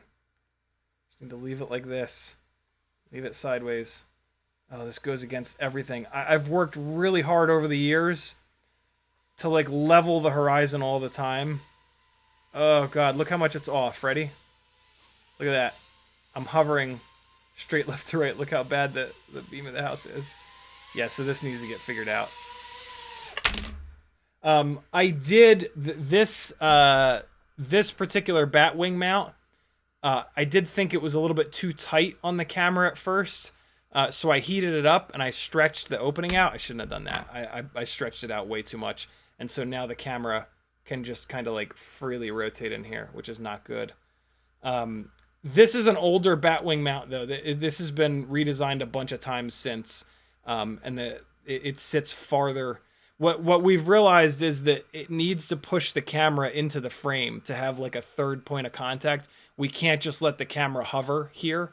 So yeah, the newer versions of this batwing are way better than this one. I just haven't bugged you guys to print me any of the new ones quite yet, but we're getting there. Timmons is I'm the holdup, for the record. Timmons is way ahead of me. I've just been hammered with gigs and shit like that, so I haven't been able to get back to him nearly enough. But yeah, this camera is not doing 60 frames. It doesn't appear, or maybe it's the VTX problem, but we'll dive into that deeper. Proper freestyle coming at you. What's this battery at? 3.7. All right, we're cool. We are good. All right, here we go. We are gonna do some flying, and then we're gonna split. I'm exhausted. It's been 3 hours, and I'm hungry as shit. I'm tired, and I smell. What else? What else is there? And I think this is now the wrong module again. Yeah, it's not connected yet, so this ain't the right module. Here we go.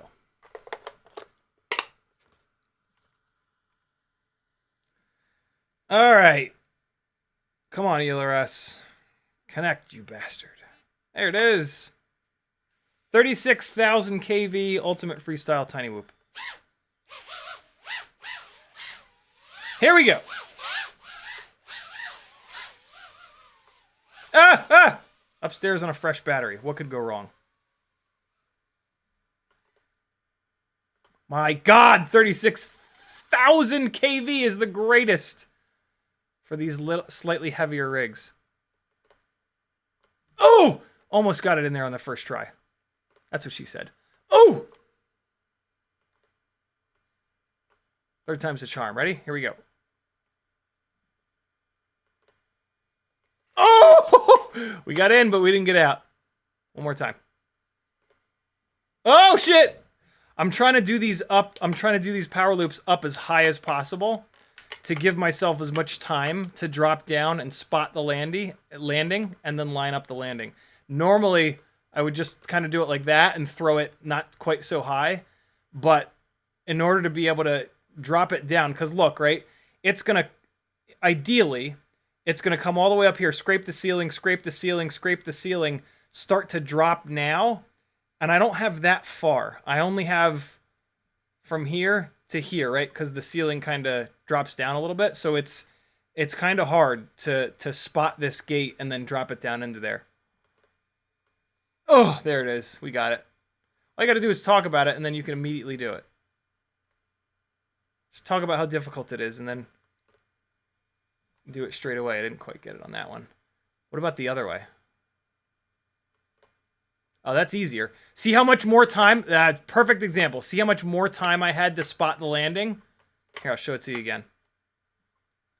Because there's much more distance, right? From up here where it's coming down to there. That's a nice, like, I don't know, 10 feet. Whereas this guy is up on the table. This table is, what, 3 feet tall? So I've only got like 7 feet to spot that landing. So watch how much different this looks. Hold on, that was ugly. See how much time I have to kind of spot it and just look down at it versus I did that pretty low. Ah!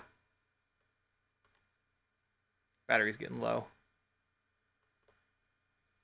I gave myself a lot of time by throwing it backwards really far on that one. Oh, God, don't get hung up on those. Yeah, see how quick that was? I had to, like, all at once spot the landing and get it in there, and I missed it again. This battery's shot, though. Hey! Why you gotta do me like that, NewBeeDrone Gates? Every time you do me dirty, NewBeeDrone Gates. Oh, yikes. Wow, I just flew right at it instead of, like, trying to avoid it. I was like, nah, I'll just fly right at it. It'll be fine. What the fuck is happening? Why? Why is this happening? Oh, there we go. Oh, God, this battery's dead for life. Don't discharge your batteries down that low, friends. It's bad for them. I'm going to put this one right on the charger. Oh, man, this is a brand new battery, too. All right, well, it was only at 3.4. It might be okay. Hurt that battery. That sucks. Oh, boy. The chat is just absolutely filled with orange. I'm not going to be able to read these comments, guys. I'm sorry. It's too late. I'm too hungry. We're doing this one last thing, and then I'm shutting this down. Come on back to the next stream and ask whatever questions you got. I'm sorry, man. There's like 20 minutes worth of questions in the chat if there's that much orange. I apologize. I always read all of the chat comments, but, like, yeah, I've been going for a long time today. Already. Ow! You guys see the little bit of jello that these motors have? They're just getting old. I've abused these motors really good. Yeah. Get you some. Ah! Man, the fucking tower dive is kicking my ass lately. Don't you fucking dare get stuck under there. Yes!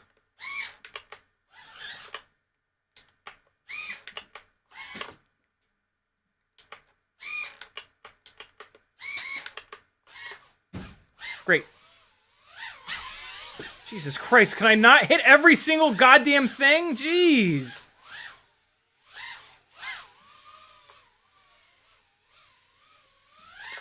Ah! Oh my fucking God, this is not my day. Come on, man. This might be it. I might just, this is too much. I'm all hungry and angry, hangry and hungry and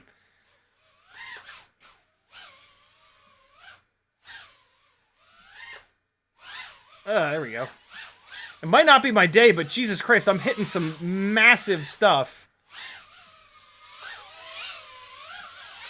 Ah! Ah! Oh, you son of a bitch.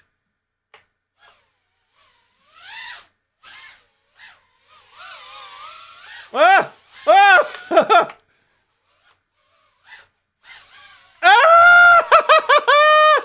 How can I do that as a backwards dive, but not like regular? What is happening with this?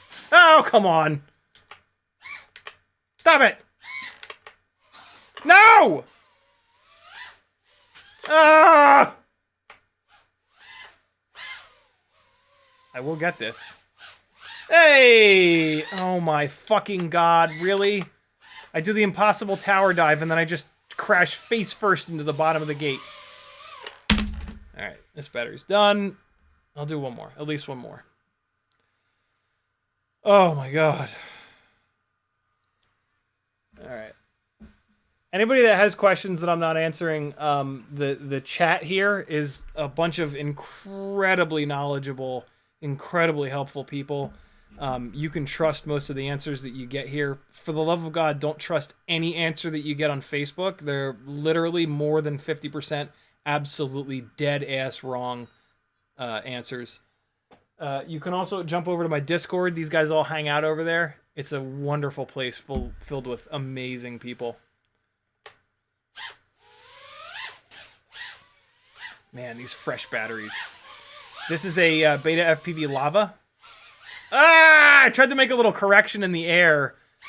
And I actually shouldn't have. I should have left it zeroed out! Why did I have to be sitting here? Wait a second, where's the dog? Teddy Spaghetti, where the hell are you? Why are you not... Fuck you! And now it's all staticky and shit. What's happening? Did I lose the antenna? I think I lost the antenna.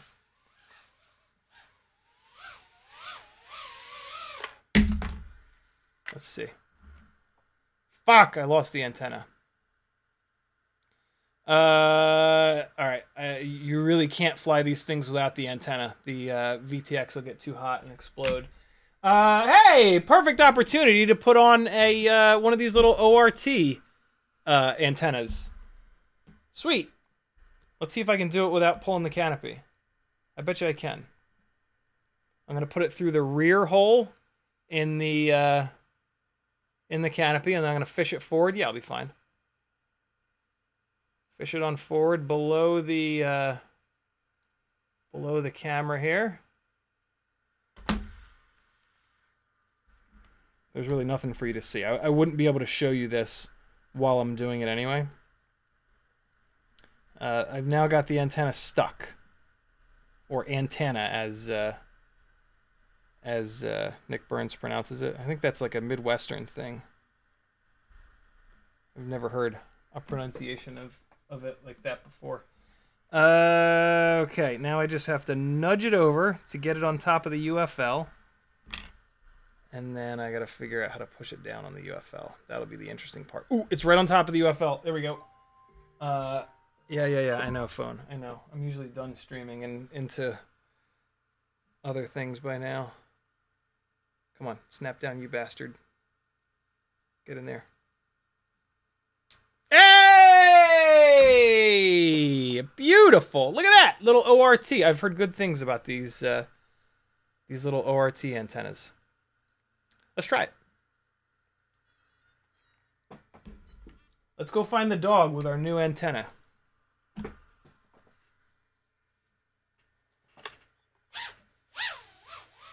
Top of the stairs, it should no longer break up like crazy. Yep, look at that. Where are you at, little dog? Oh, he's not in here.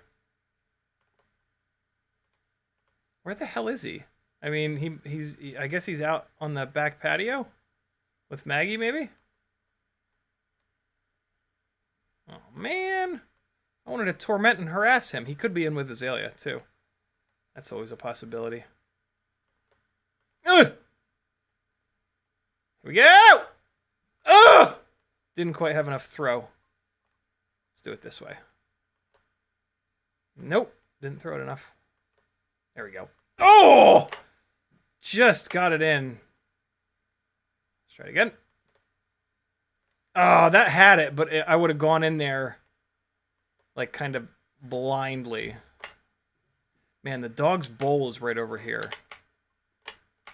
It's right here. I am tempting fate. Although maybe it doesn't even have any water in it. Since I'm a bad pet owner. There's more people in this house though. Hey! Now we're talking. Oh! Look at that shutter of prop wash. Hold on.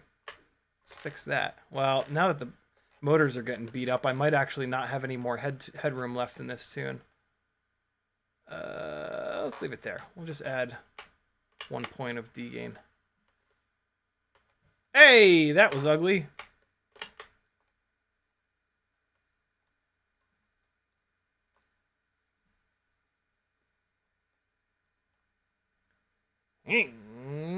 Whoa! Battery's done. Come on home, little fella. Oh, one last little. Wait, no, look at the bat. Now that I'm flying it downstairs, the battery is recovered a little bit, but it's fine. 3.5 is a good spot to come home. It'll bounce back up to like 3.7, which is close enough to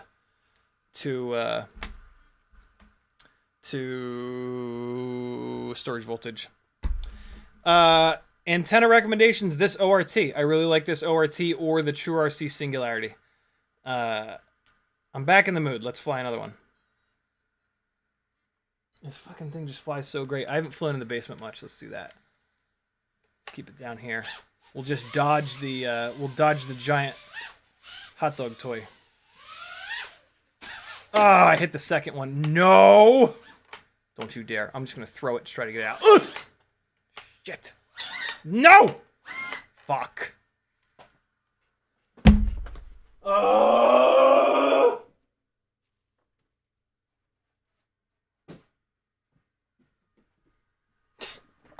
Hey, it lands right side up.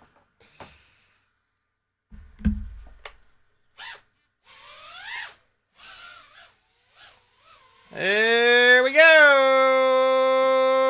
Okay. So the one thing I don't like about the mega KV motors is they make throttle resolution a lot more difficult because there's so much more power in the static amount of throttle through. Man, I have a lot of expo on here. I already have expo up at 40. I am going to go up to 50 though. Just because the motors are so high of a KV. But I want to check the midpoint. My midpoint is 38 right now. And you see when I fly slow, my throttle is only hovering around like 30, 31. What happens when I put the nose down and start boogieing? 37. I saw 40. Yeah, so if the nose is down and I've started really kind of cooking around the room, which is like typically how this is the normal cruising speed that I've got. That throttle mid is at the right point. So that's one of the biggest problems with Throttle Expo is it kind of forces, if you're going to run a lot of it, to band-aid these really high kV motors, it's going to kind of lock you in to a cruise speed. And so, like, for example, if I slow down and I fly around at like 33, 34, 33, 34% throttle, the throttle expo is not working as well. Which is kind of annoying because when I slow down, this is when I want to do these like super precision, like low altitude things. So yeah, I mean, that's one of the places where a lighter weight rig on lower power motors is going to potentially be better because you won't have to be as extreme on the throttle expo. Last battery. We got our 6 in, yo.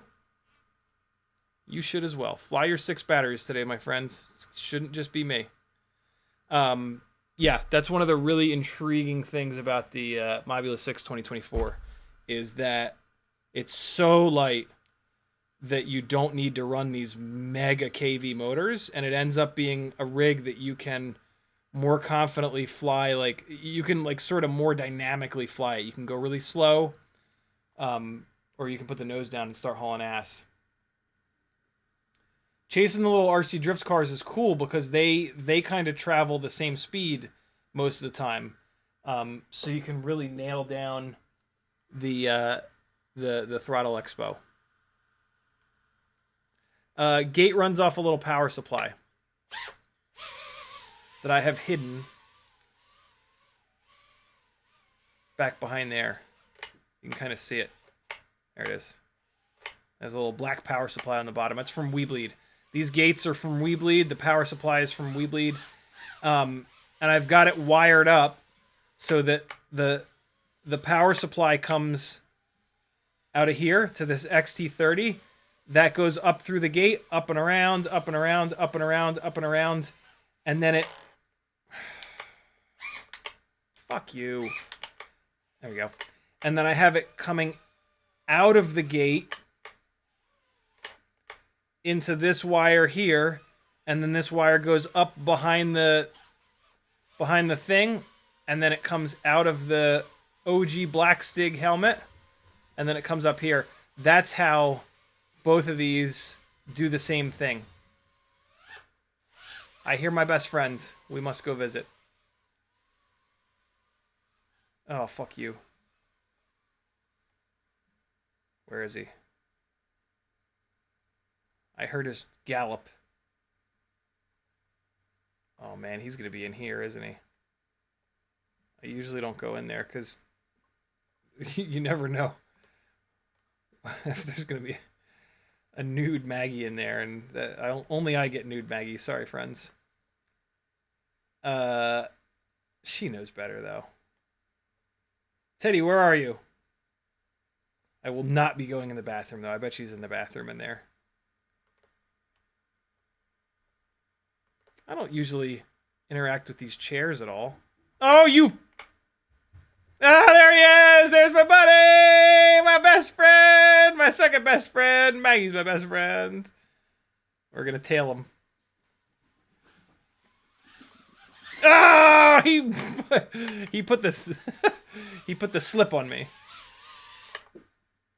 Hey! There he is!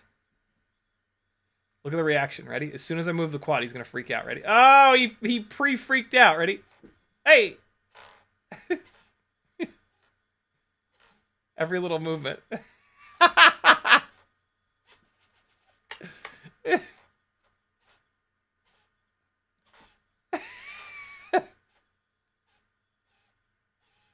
at those ears, man. Look at those ears. Ah! He'd had enough. Little boy!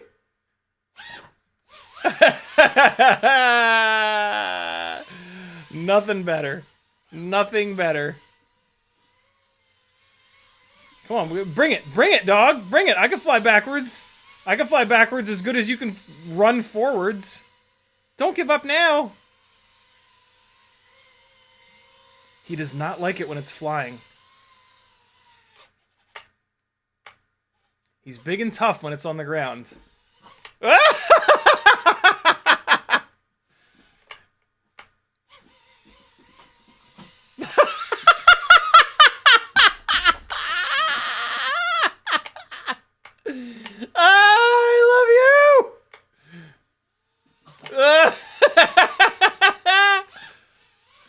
Yeah, buddy. Oh, man. Oh, dog, you're the greatest. I love you so much.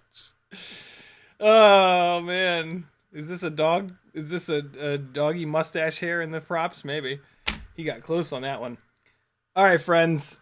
Thanks for hanging. Sorry I didn't get all the way caught up on the super chats, but there's just too many. There's just so many questions in there. Bring those questions next stream, which is tomorrow night at 10 o'clock. What's today? April 21st. Tomorrow night is not a giveaway stream. I think next Monday is, though. But yeah. Teddy and I say have an excellent rest of your Sunday. Here he is in 1080 instead of 640 by 480. Say bye, buddy! Or just eat my fingers. Either or. Stop it. Stop chewing on me. Stop it. Stop it. Stop it. Stop chewing on me! Stop it! There you go. No! He just went to the other side. Get out of here. Be good, friends. My name's Aaron Ciotti. CiottiFPV.com if you want to support me. If you support me, I'll keep doing this forever, and we can just hang out until I'm old and dead. Be good, friends. Here's a little bit more of the Patreon-only edit. That, yeah.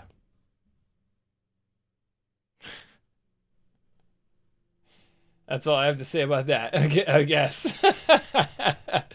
Join my Patreon for $3 a month, and you can check out this alternate version of a really cool drift edit that's going to go up either today or tomorrow or Tuesday.